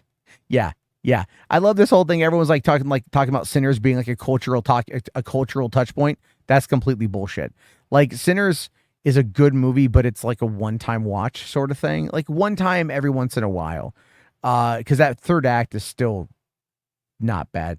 Yeah, it's still not great. Oh, I'm glad you like the Spherical Man. I'm probably not going to do I like doing the lives, but it's so difficult to like keep consistent. So I don't know if I'll do that. Did I see that I Know What You Did Last Summer is available on VOD? Oh, okay. I need to see. I saw the finale or the climax of the movie. Like I know who the killer is. I don't know why or nothing, but like I saw that clip and I'm like, what? But whatever. I do want to see it. Music Man. It's not that Sinners is not that great. Okay. The first two acts of that movie are quite good. I love the setting. I love the characters. I like the dialogue. I like everything about it. Okay. Like I really enjoyed what they were trying to do with it. The vampires is an interesting angle that ultimately goes nowhere. Then you have the added addition of the KKK, which again, is something that doesn't need to be there.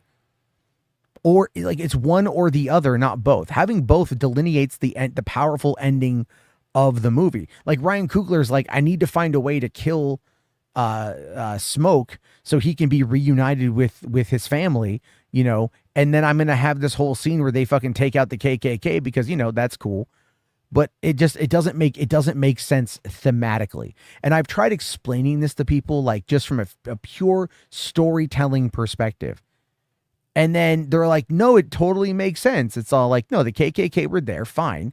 We know that they're present in the area, but that doesn't necessarily like mean it's like when the vampire goes to the house and he sees the clan hood. Okay. Like he would know that like, because he's white, he would be amongst his people. You know what I mean? Like you could easily make that the reality of it. Him going like, well, they're going to come kill you in the morning. There's no stakes attached to that. There's no stakes attached to it, right? Like all of a sudden, like all these people show up to go fucking kill him in the morning. And it's like, he doesn't just get the fuck out of there being the last guy. He's like, I might as well just go take him out with me without any explanation. He sits there, he fucking smokes a cigarette silently and then goes and preps and gets ready to fucking take him out. And then he's sniping and then gets the Tommy gun, gets the grenade. I mean, it's just like fucking shit. It's a masterpiece for the first 2/3. Once it gets to the point where the Asian lady gets really upset and then just says, come on in. And then like, it was shot so dark that it became difficult to like see like everything that was happening. And it happened so fast. It was really something from the first draft to production was 4 months, meaning that Ryan Coogler no one at Warner Brothers told Ryan Coogler, like, went in and said, okay, let's work on the final act of this movie. Let's get it right. It was just like, go shoot the damn thing for $90 million, you know, because they just wanted to get it and get it out. That's what it was. I'm complaining because it wasn't a good part of the story. It's a cool scene, but it wasn't a good part of the story. The best way they could have done that would be to have Smoke sacrifice himself to save Preacher Boy. And in the process, Preacher Boy then, you know, like hits the vampire with the fucking guitar, with the silver thing, smashing him in the head, killing him, and then everyone dies. Now, you don't get that fucking ham-fisted finale of like looking over and being like, you want to hold your baby? You know, better put out that cigarette, don't want no smoke. You know, I mean, it's a good line. Don't get me wrong. That was a good line in a scene that was entirely wasteful. It was entirely wasteful. That's the whole thing. They needed an action scene, basically. It's like they didn't need one. They just add one in there. I still need to see 28 Years Later, though. Spherical Man says, I Know What You Did Last Summer was the worst movie I saw this year. How did you watch the TV show that Amazon had one season of? Because I don't know, like, this is the thing I don't like about like these franchises. Like, you got an idea.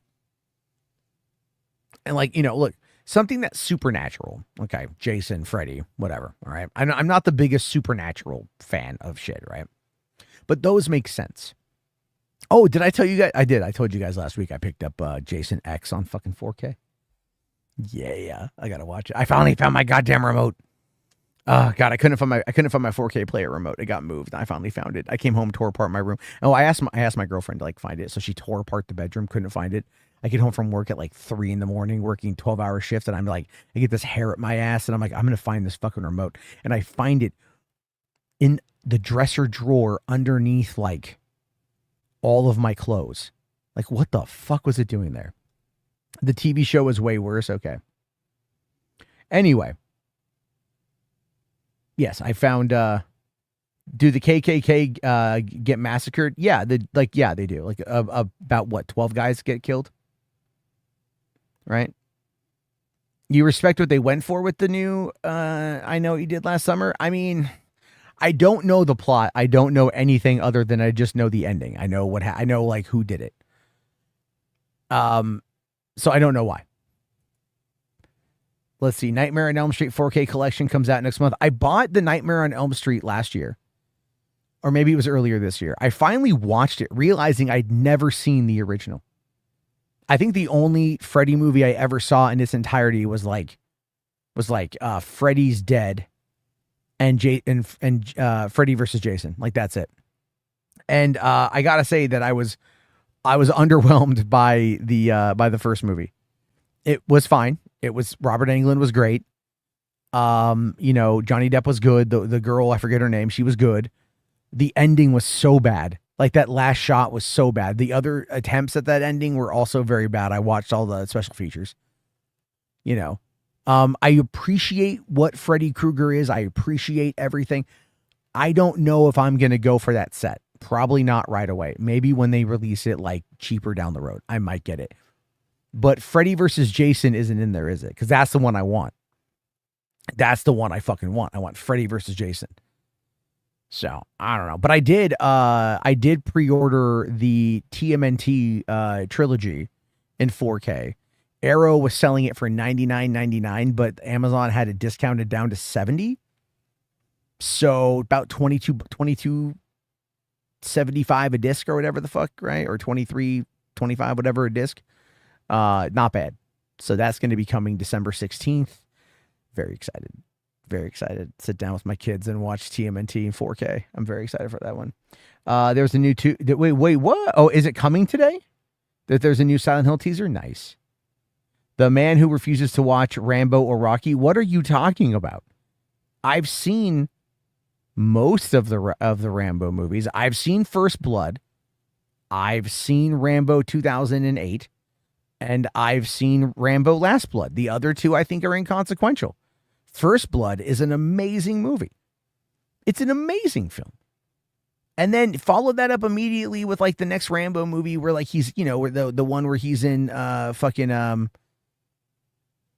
Burma, right? And, like, it's just that, I think it's better. Secret of the Ooze. I did see that Secret of the Ooze is coming to theater. It's online right now, is it? I didn't see that. I haven't been paying attention to everything, but all right. Let me see if I can find it there. Hold on. Let's see. Oh no, CJH. Okay. Apparently there's a new Knight Rider movie coming, or a show coming, or whatever. Okay. K-pop Demon Hunters sequels being talked about. Oh, what the fuck? All right. Now listen. I have said Jarbo totally ignoring the Rocky series, not totally ignoring them, just slightly disregarding them. Matt has horrible taste at this point. What are you talking about? What are you talking about? Okay, I say a lot without entirely looking at the chat, so you guys are going to have to, like, really tell me what it is that you're talking about there. What other films do I want on 4K? Well, what pissed me off? The Rundown came out today on 4K. And I was going to go buy it because I did pretty well cash tips over the weekend. And I was going to go get it, and I didn't know that it was Kino Lorber that was putting it out, and so I can't go get it in stores. Maybe Barnes and Noble will get it. Maybe some Targets will get it. But no, Kino Lorber, man, it's not wide release, so I'm gonna have to order it online. But I really do want to get that. Texas Chainsaw Massacre and the Texas Chainsaw Massacre: The Beginning came out, but I've seen neither of those, so like, I don't know. Okay.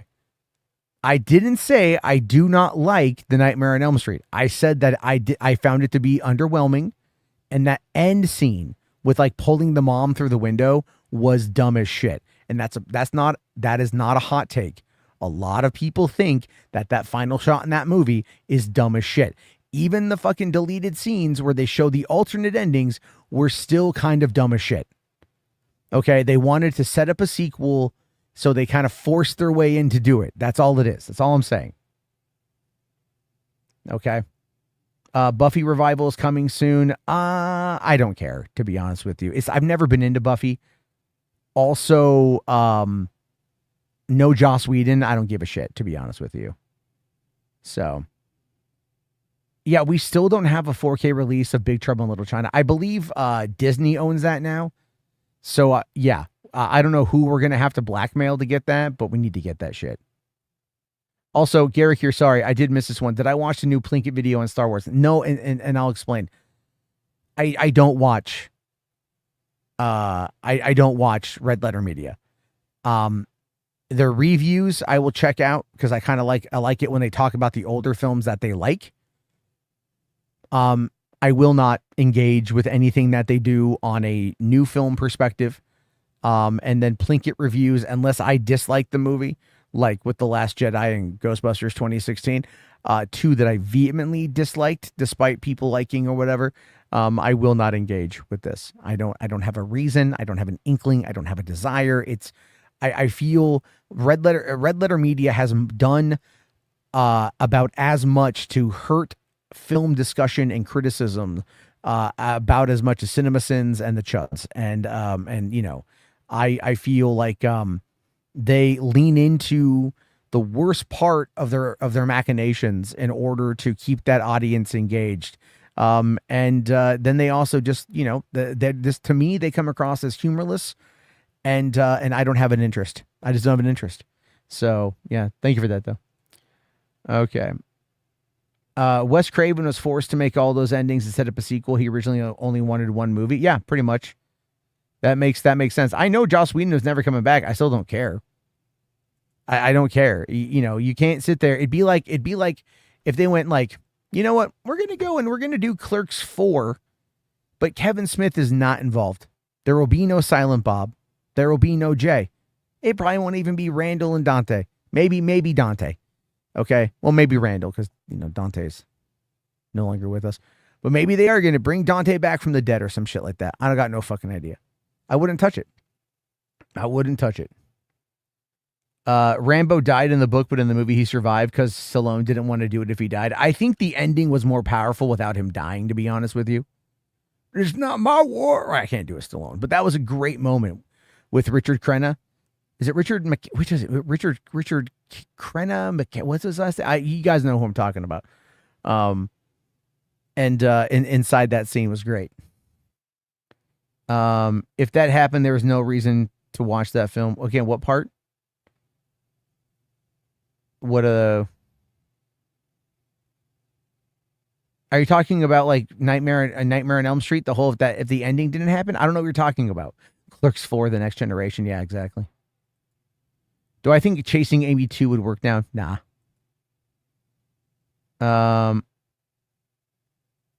Okay, let's check out this trailer.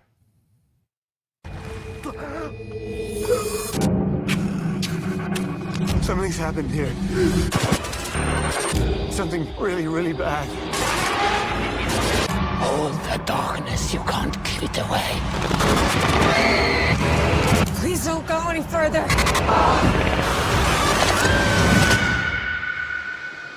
You don't know what kind of hell you have to face.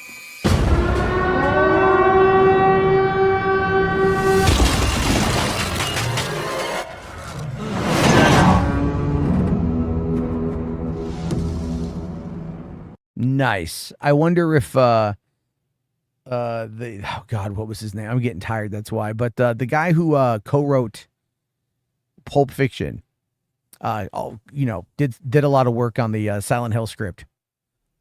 What is his name, man? It's on the tip of my tongue, but I can't think of it right now. That looks good. I would have loved to have heard the theme song from the first movie. It sounded like that was Deborah Kara Unger that was talking there. But I really, I dig it. Pyramid Head looks fucking freaky. And, they've got me, man. They got my money. I stand the first one a lot. I really like the first one a lot. So, I'm with you, Vince. I enjoyed the first movie a lot. The second one I actually never saw because I heard it was all bad. It's kind of a sequel, I think. This is more of a take on, I think, Silent Hill 2. What's Chloe Zhao doing? Is Chloe Zhao working on Buffy or what? What is she working on? All right, I don't. Wait, what do I got here? Oh, okay. Oh yeah. This is the turtles. It's like Merry Christmas to me. What was okay? Here we go. This is the woman in cabin 10.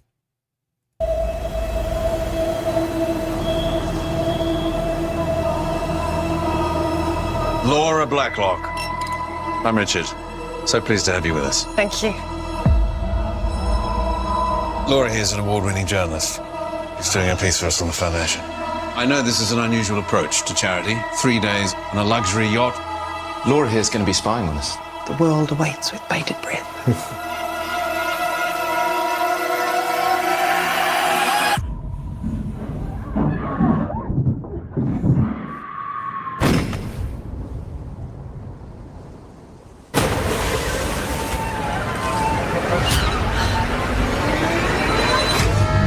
Someone's gone overboard.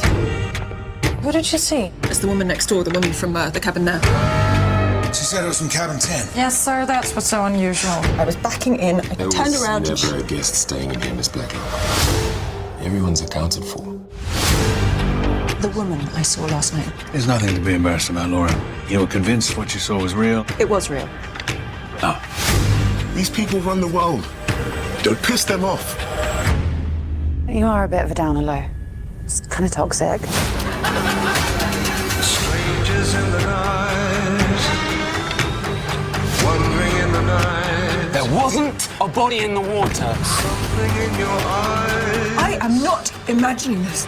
something in your smile. Listen to yourself!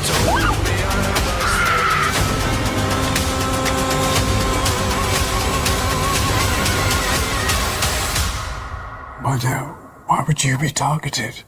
To kill me, to silence me. Strangers in the night. Okay, that actually looks pretty solid.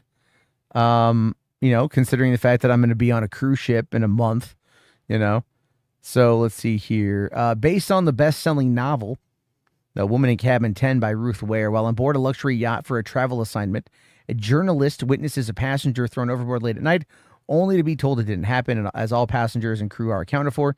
Despite no one believing her, she continues to look for answers, putting her own life in danger. It looked like a pretty stacked cast there. Guy Pearce, Hannah Waddington, I think is what her name is. It looks like Aldous Hodge is in it too. So, yeah, man. All right. That's got my attention. Looks kind of cool. Let's see here. Frodo Cop was on. Sorry, Mrs. Started having to take care of school issues on a late night on the East Coast. If you don't advocate for your kids, no one will. Yeah, that's very true. That's very true. Nothing wrong with that. Let's see here. Spherical Man says, saw the trailer for the new Downton Abbey movie. As someone who has never seen the show or movies, can you explain if they do time jumps in the series? They do a couple of times, generally at the end of the season. So, for example, season 1 starts in the day the Titanic sinks in 1912. The season ends at the beginning of World War I, which I think was like 1917, right? So the first season of the show kind of spans 5 years. And then after that, it gets a little bit kind of slows down, but it will kind of jump around here and there a little bit, you know. The new movie, I saw the trailer for it as well, surprisingly, in front of K-pop Demon Hunters. I thought that was kind of odd that they had the trailer for Downton Abbey 3 in front of K-pop, you know. But my girlfriend and I are very much going to go see it. We got to, HWAD sent me the second movie. We got to watch it. But definitely, you know, there are some times, because it progresses over the course of, I think, 15 years from start to end. Maybe less than that. Maybe like 11 years or something. But it's really like, you know, but it's told well. So, reminds me of the game The Ship. I haven't heard of that one, Companion. It. But where is the Riddick Furia trailer? It wrapped a while ago. Yeah, I think there's also, again, talking about that Jared Leto thing with Tron Ares, right? Then you had that whole situation with Vin Diesel also getting accused. And that went fucking literally nowhere, right? That went literally nowhere. No one has like ever like said anything about it since then. It's like I said, man, I think with Trump coming back into fucking into office and the shifting in our political system, I don't think people care. Unless there's a conviction, accusations ain't going to do shit. You know what I mean? Like in some instances of like the uber powerful, other people are a different story, you know? Vin's stuff just went away pretty much. Yeah. Let's see here. You could hear they're going to bring back Cold Fear, the underrated Ubisoft survival horror. No, I've never heard of Cold Fear. I did hear apparently they just did an update for Star Wars Outlaws that make it a lot better of a game. I enjoyed Star Wars Outlaws quite a bit when I played it last summer. But I never really felt the need to like stay with it, which is why I just did Ubisoft Plus for like a month and played it. Yeah. Oh, yeah. Eric here says, my mom loves British TV, Downton Abbey, The Crown, Killing Eve. Yeah, there's a lot of good shows on there. Here's a show to give your mom, The Killing. It was an AMC show that was a remake of like a Swedish show, but it's really good. It's really good. Here's one I want to check out. Okay, this one is called Play Dirty. This is a new film with Mark Wahlberg and Lakeith Stanfield, and it's directed by Shane fucking Black. So look for all the Shane Blackisms right away. Let's see. Does it take place during Christmas? That's going to be the key. Some girl crossed you.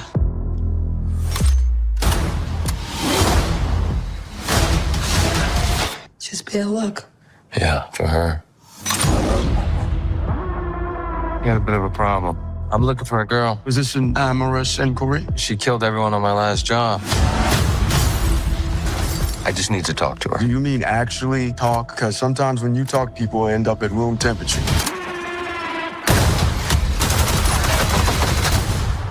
I'll be gentle. Who the hell are you? Where's my money? Christ! I needed him alive. It was a big score until you put a bullet into my arm.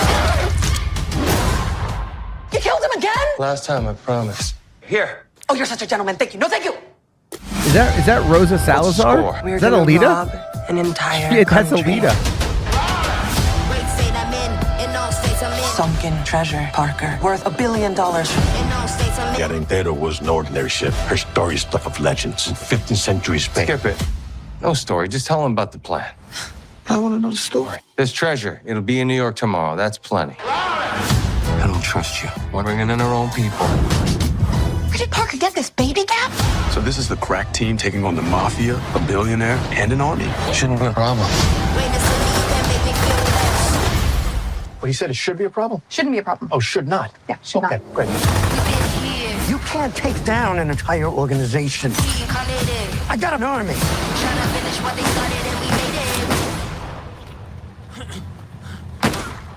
-2 last time I checked. Nice shot. That was close, huh? Sure was.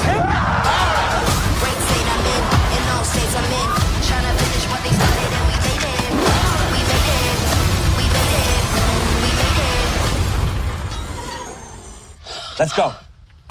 Psycho, take a beat. Great state I'm in all states I'm in. You ever think maybe you just like stealing? Oh, only with you, my friend.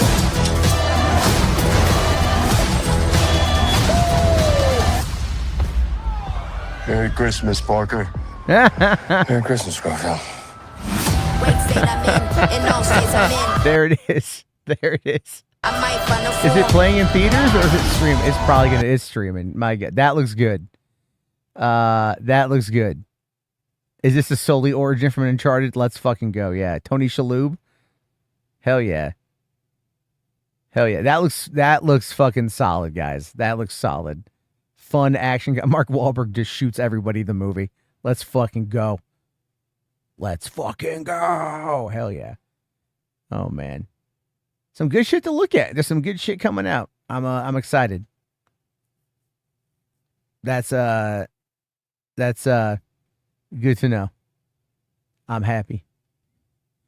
All right, let's see here. Where are we at? Okay. Almost 1 o'clock in the morning, but on about 2 hours now. Can we watch the Cold Fear trailer? Okay, I think we'll probably end it with that. Unless you guys want to watch a little AI shit, because, you know, I always like watching AI shit. Just to piss off the people here who don't like AI shit. I like AI shit. Cold Feet movie? No. Cold Fear. Is it... You're talking about the game, right? The game trailer. Let's see here. From 14 years ago? Is this what you're talking about? Is this what you're talking about, Mo? All right. Oop.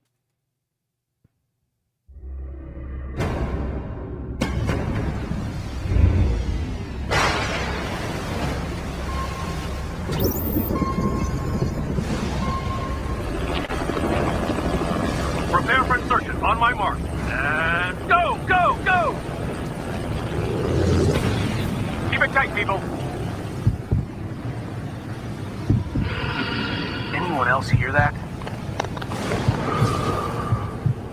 Something's over there.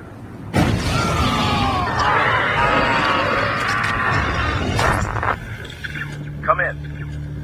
Can you hear me? Is anybody alive out there? Damn it, we've lost them. Get me another asset out there pronto. Anything we've got. In a ferocious Arctic storm. They got that guy. Rescue coordinates. Sick. Deep beneath the decks of an abandoned ship. You mind telling me what we're looking for? What began as an experiment, We were told to learn what they were and how to control them. has become a nightmare. But Kamsky went past that. He wanted to use them. And this is the result. It will kill us all.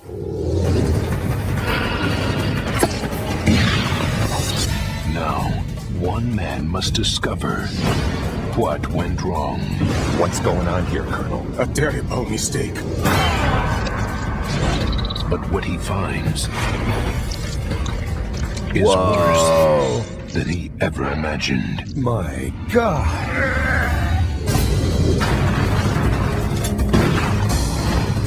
How come I never heard of this? 2011? I was balls deep in the game in 2011. You said you had some answers. He lied. I like this. It's hot. Someday, I promise you will understand. Anna! No!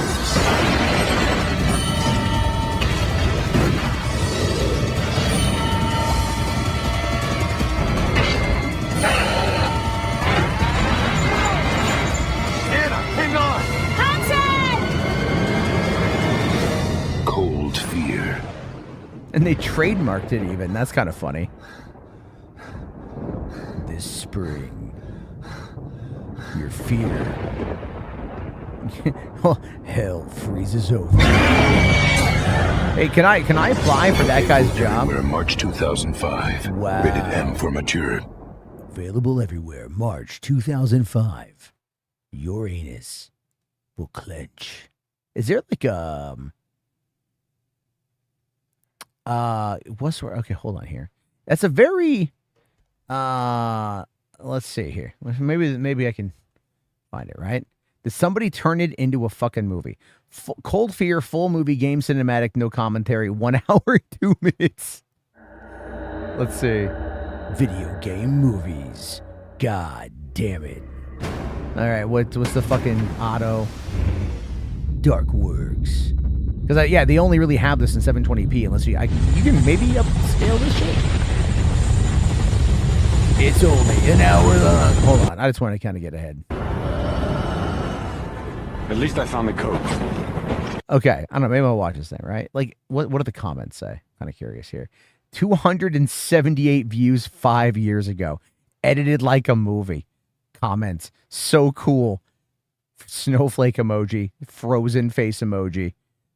All right, I'm gonna fucking save that one in my watch later playlist. I don't need new playlist. There we go.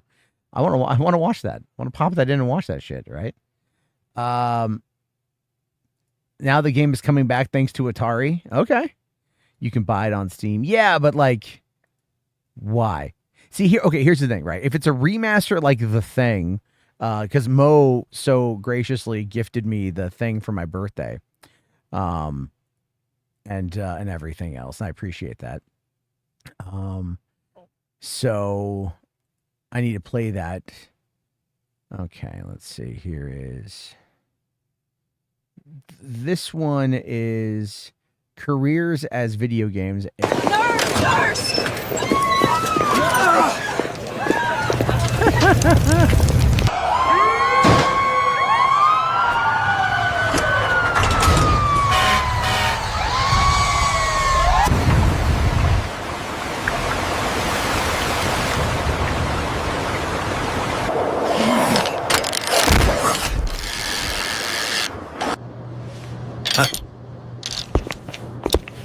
Yeah, how long is this going to take?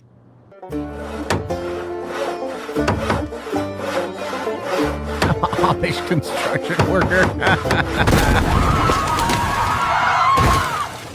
We never should have flown with Boeing.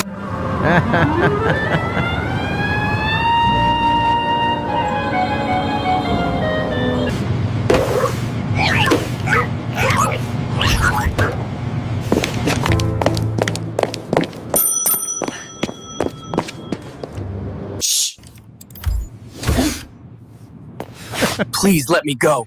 I need to return to my highly lucrative career as a brush painter. Oh shit. Hold on. What's this one here? Grand Theft Auto Minneapolis.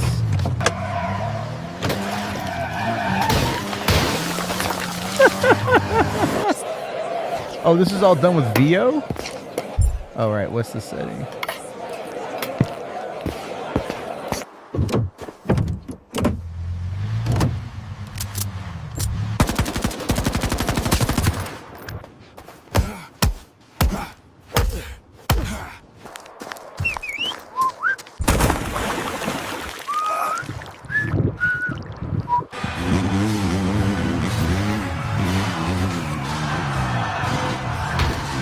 Oh God, could you imagine a mission where you're going through the Mall of America?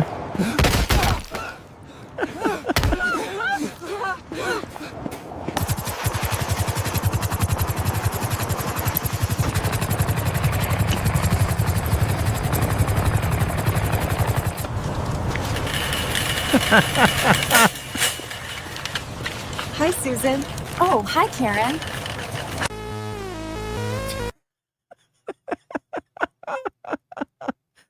Oh man. Let's see here. That was pretty funny. Did I miss anything good from from Gamescom this week, right? What did they announce anything? I don't even know. I don't even fucking know if they announced anything. So, let's see. Okay. Let me find that. Nope. There we go. Nope. There we go. Okay. Take a look here. We'll just do a couple of these. It'll be kind of fun. And then, yeah, I gotta kind of winding it down. Time for bed. I know it's late. I know. Some of that footage was modded from GTA 5, it looked like. Yeah, it did. Let's see. Apparently, Christopher Gans is also interested in making a Fatal Frame movie. Bring it the fuck on, man. Bring it on. That would be dope. I would like to see that. Okay, well, Command Unit, I can just take a look at that one later. I don't really feel like, not really feeling the Warhammer in the moment, buddy, but I will watch it later on. Let's see. Oh, wow. A dream that twists into nightmares.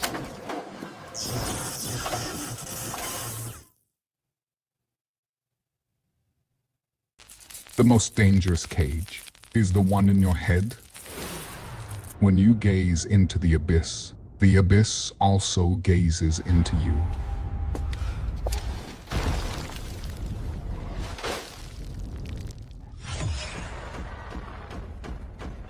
That's cool. Let's see.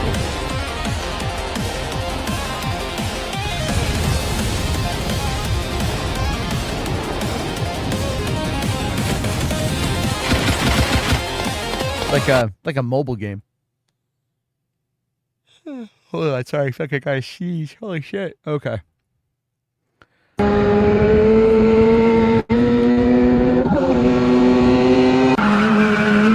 All right.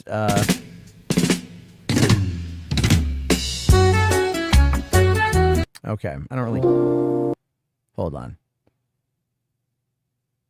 The Nether Agate Tunnel, no sound, Midjourney video.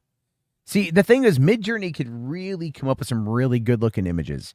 Okay. And then you got to find a way to like find a model that you can use to make the fucking AI out of that one, right? Go to bed so I can also go to bed. Let's see. Nothing important, but they keep hiding Leon in the new Resident Evil. Just show us our boy already. Literally worst kept secret is. I don't even know what the new Resident Evil is going to be like. Is it the game or a movie or what? I know there's a movie coming, but I don't know anything about the game. I have not done that. All right. Oh, I'll tell you. Oh, fuck it. I'll tell you guys what. Because I just all of a sudden got tired. I'll take a look at the Warhammer thing, and then it's only a minute 50, and then I'll go to bed because I also got to go to the bathroom. So we'll do that. Okay, let's fucking go. Dean. We have fought the enemies of humanity across 1,000 worlds. No respite, no remorse, no mercy. We are the wrath of the Emperor, his angels of death. But the Imperium lies broken, its armies scattered and reeling. Our foes rise to drag us down, and the galaxy has been torn asunder. On the world of Cronus, we make our stand. We are the Blood Ravens. There is no victory to claim here, only vengeance to enact. Whilst even one of us lives, we fight. For only in death does duty end.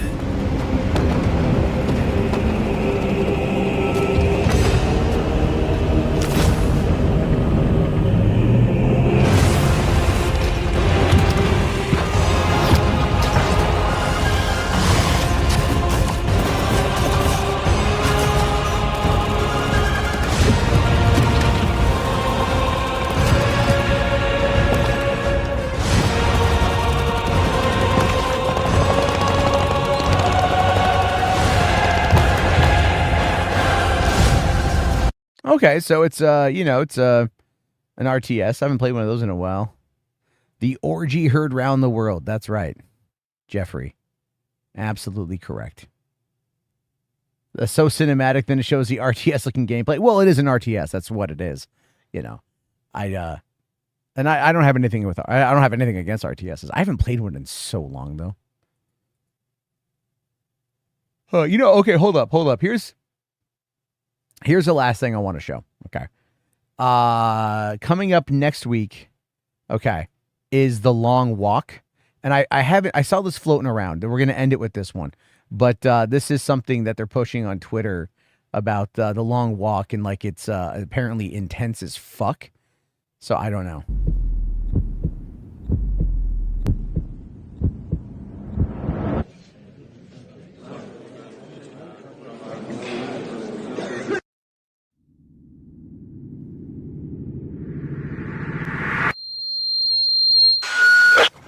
Thank you. Good. All right. All right, let's cut. Thank you very much.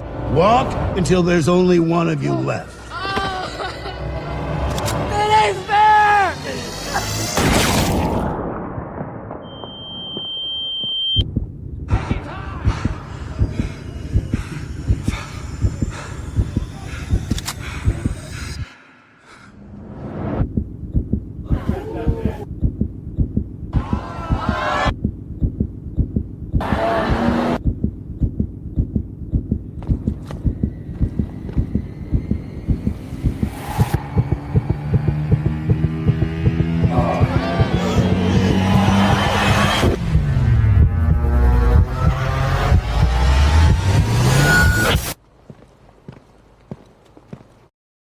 Okay. All right. Like you know what? That's good marketing. You know, are you guys talking about the Taylor Swift? Oh, thoughts on Taylor Swift getting engaged? How long before the divorce? 5 years. 5 years. I call it 5 years. I mean, the reason why, I mean, good for her, by the way. I hope that they make it, but everything about her has been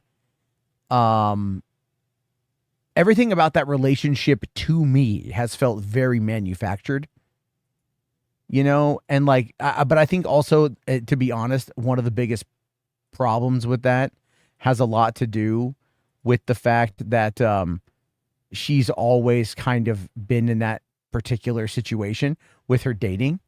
You know what I mean? So you're just waiting for like the other shoe to drop. So even if she's happy, like no one's going to buy it. Even myself, and I'll fully acknowledge that. I wish her, I wish her the best. I do. I really do. I wish her the best. You know, so I would hope that she would find happiness in this world, and that's hard to do. That's hard to do, you know. But there we go. I will take a look at the video. Anything with music, they're gonna take it down. Well, is it crazy or what? What is it? Oh, hold on. I close out Twitter. Why did I do that? What'd you send me? Okay. What is this? Live in. What did he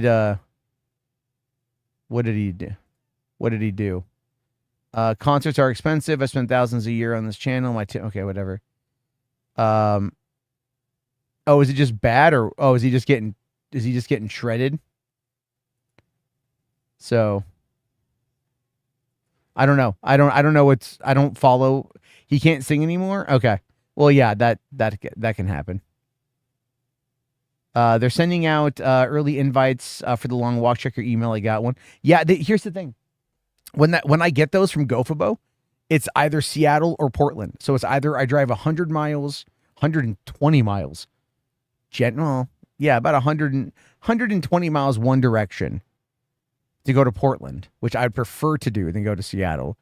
Or I drive like the 65 miles north to go to Seattle. And then got to deal with all that shit. And I'm in Seattle every day for work. And I don't mind Seattle.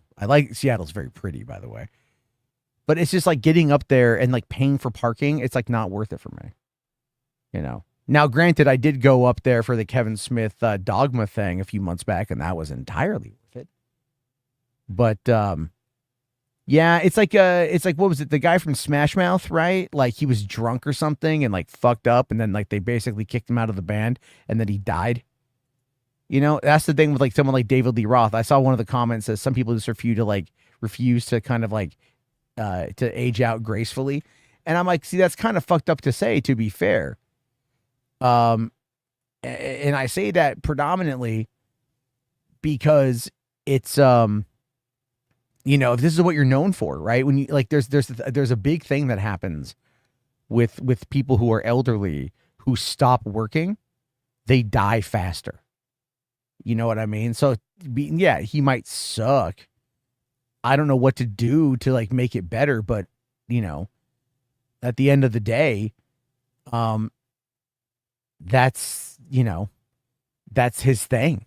And if he doesn't do his thing, he may not be around for much longer. And that, that can be a problem, you know? So it's something to consider. Just all I'm saying, something to consider. All right.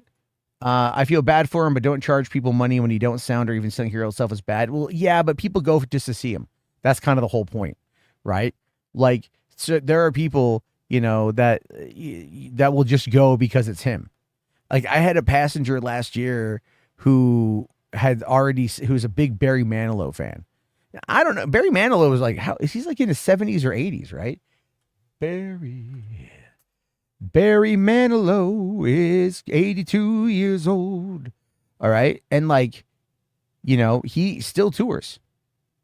I mean, imagine, dude, the song Copacabana is almost 50 years old, right? It's 47 years Copacabana. At the Copacabana, right? Dun dun na na na na na na. Like there's this woman that travels around the country. I talked to her. And she travels to go and watch Barry Manilow at 82. And she went 19 times by the time I talked to her last year.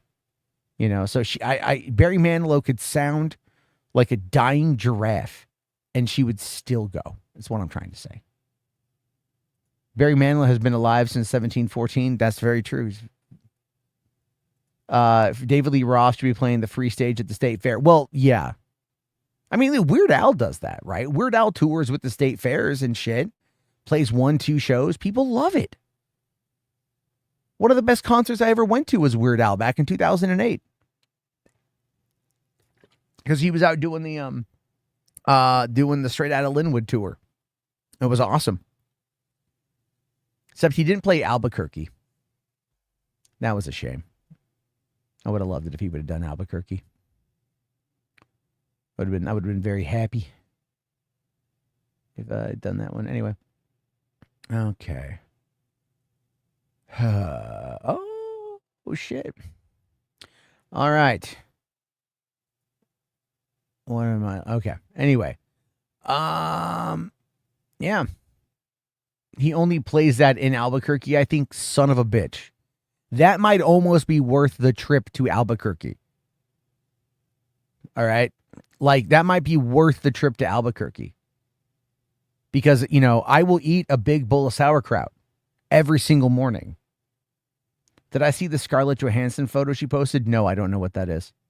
Weird Al, culturally appropriate. Shut up, Mo.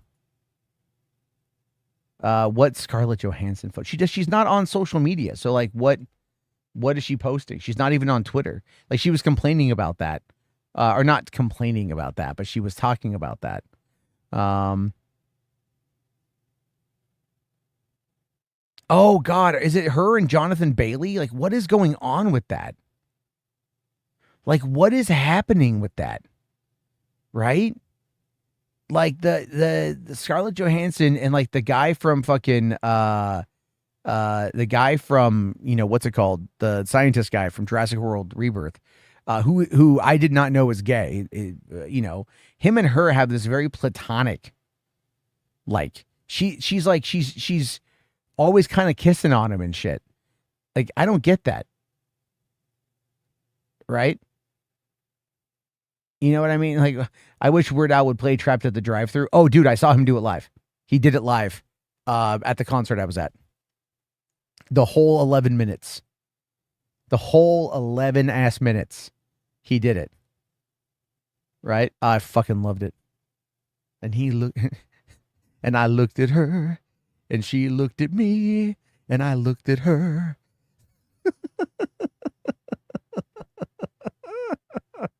Oh man. Straight Outta Linwood, I think, is his best contemporary album. Wait, hold on. You never saw the Weird Al biopic? Oh man, the Weird Al okay, for one, it's great. Okay, you've got Jack Black playing Wolfman Jack in the movie. Very briefly, but he has a cameo. Rainn Wilson is Dr. Demento. Evan Rachel Wood is Madonna. It is fucking complete bullshit. Like, it's totally just made it. What's so funny though is the first record executive I think that Weird Al worked with is made fun of in the movie, and Weird Al plays him. Like, Will Forte is in it. Did Weird Al actually date Madonna? No. I think they're friendly with each other. But no, they never actually dated. But Weird, the Al Yankovic movie, is really funny. It's really good. It's on physical media. I need to get it. It's also on Roku, or you also know where you could go find it. But yeah, it's solid. It's a solid movie. That is definitely worth your time. I really fucking liked it. It cracked me up, man. But all right, now I gotta anything. I gotta use the bathroom. All right, everybody, have yourself a good one. If I am not doing shit tomorrow night, I might jump on, but I'm also trying to again get back into the writing and whatever. Trying to outline some shorts and everything else and get that stuff back up and running. I've got the Substack. I can't even get anyone to fucking read it, so I'm not even worried about that anymore. I'm gonna try a new approach of just saying fuck it and publishing the stories to Kindle Direct and see what happens with that. But it's fun. The writing is a lot of fun. Also watching movies. If hopefully tomorrow I can get a patio done on, like, maybe K-pop Demon Hunters or maybe The Sandlot or some shit like that. Both have got some interesting history, and any excuse to talk about how much I like K-pop Demon Hunters is always fun, and Sandlot. So, all right, everyone, have yourself a good one.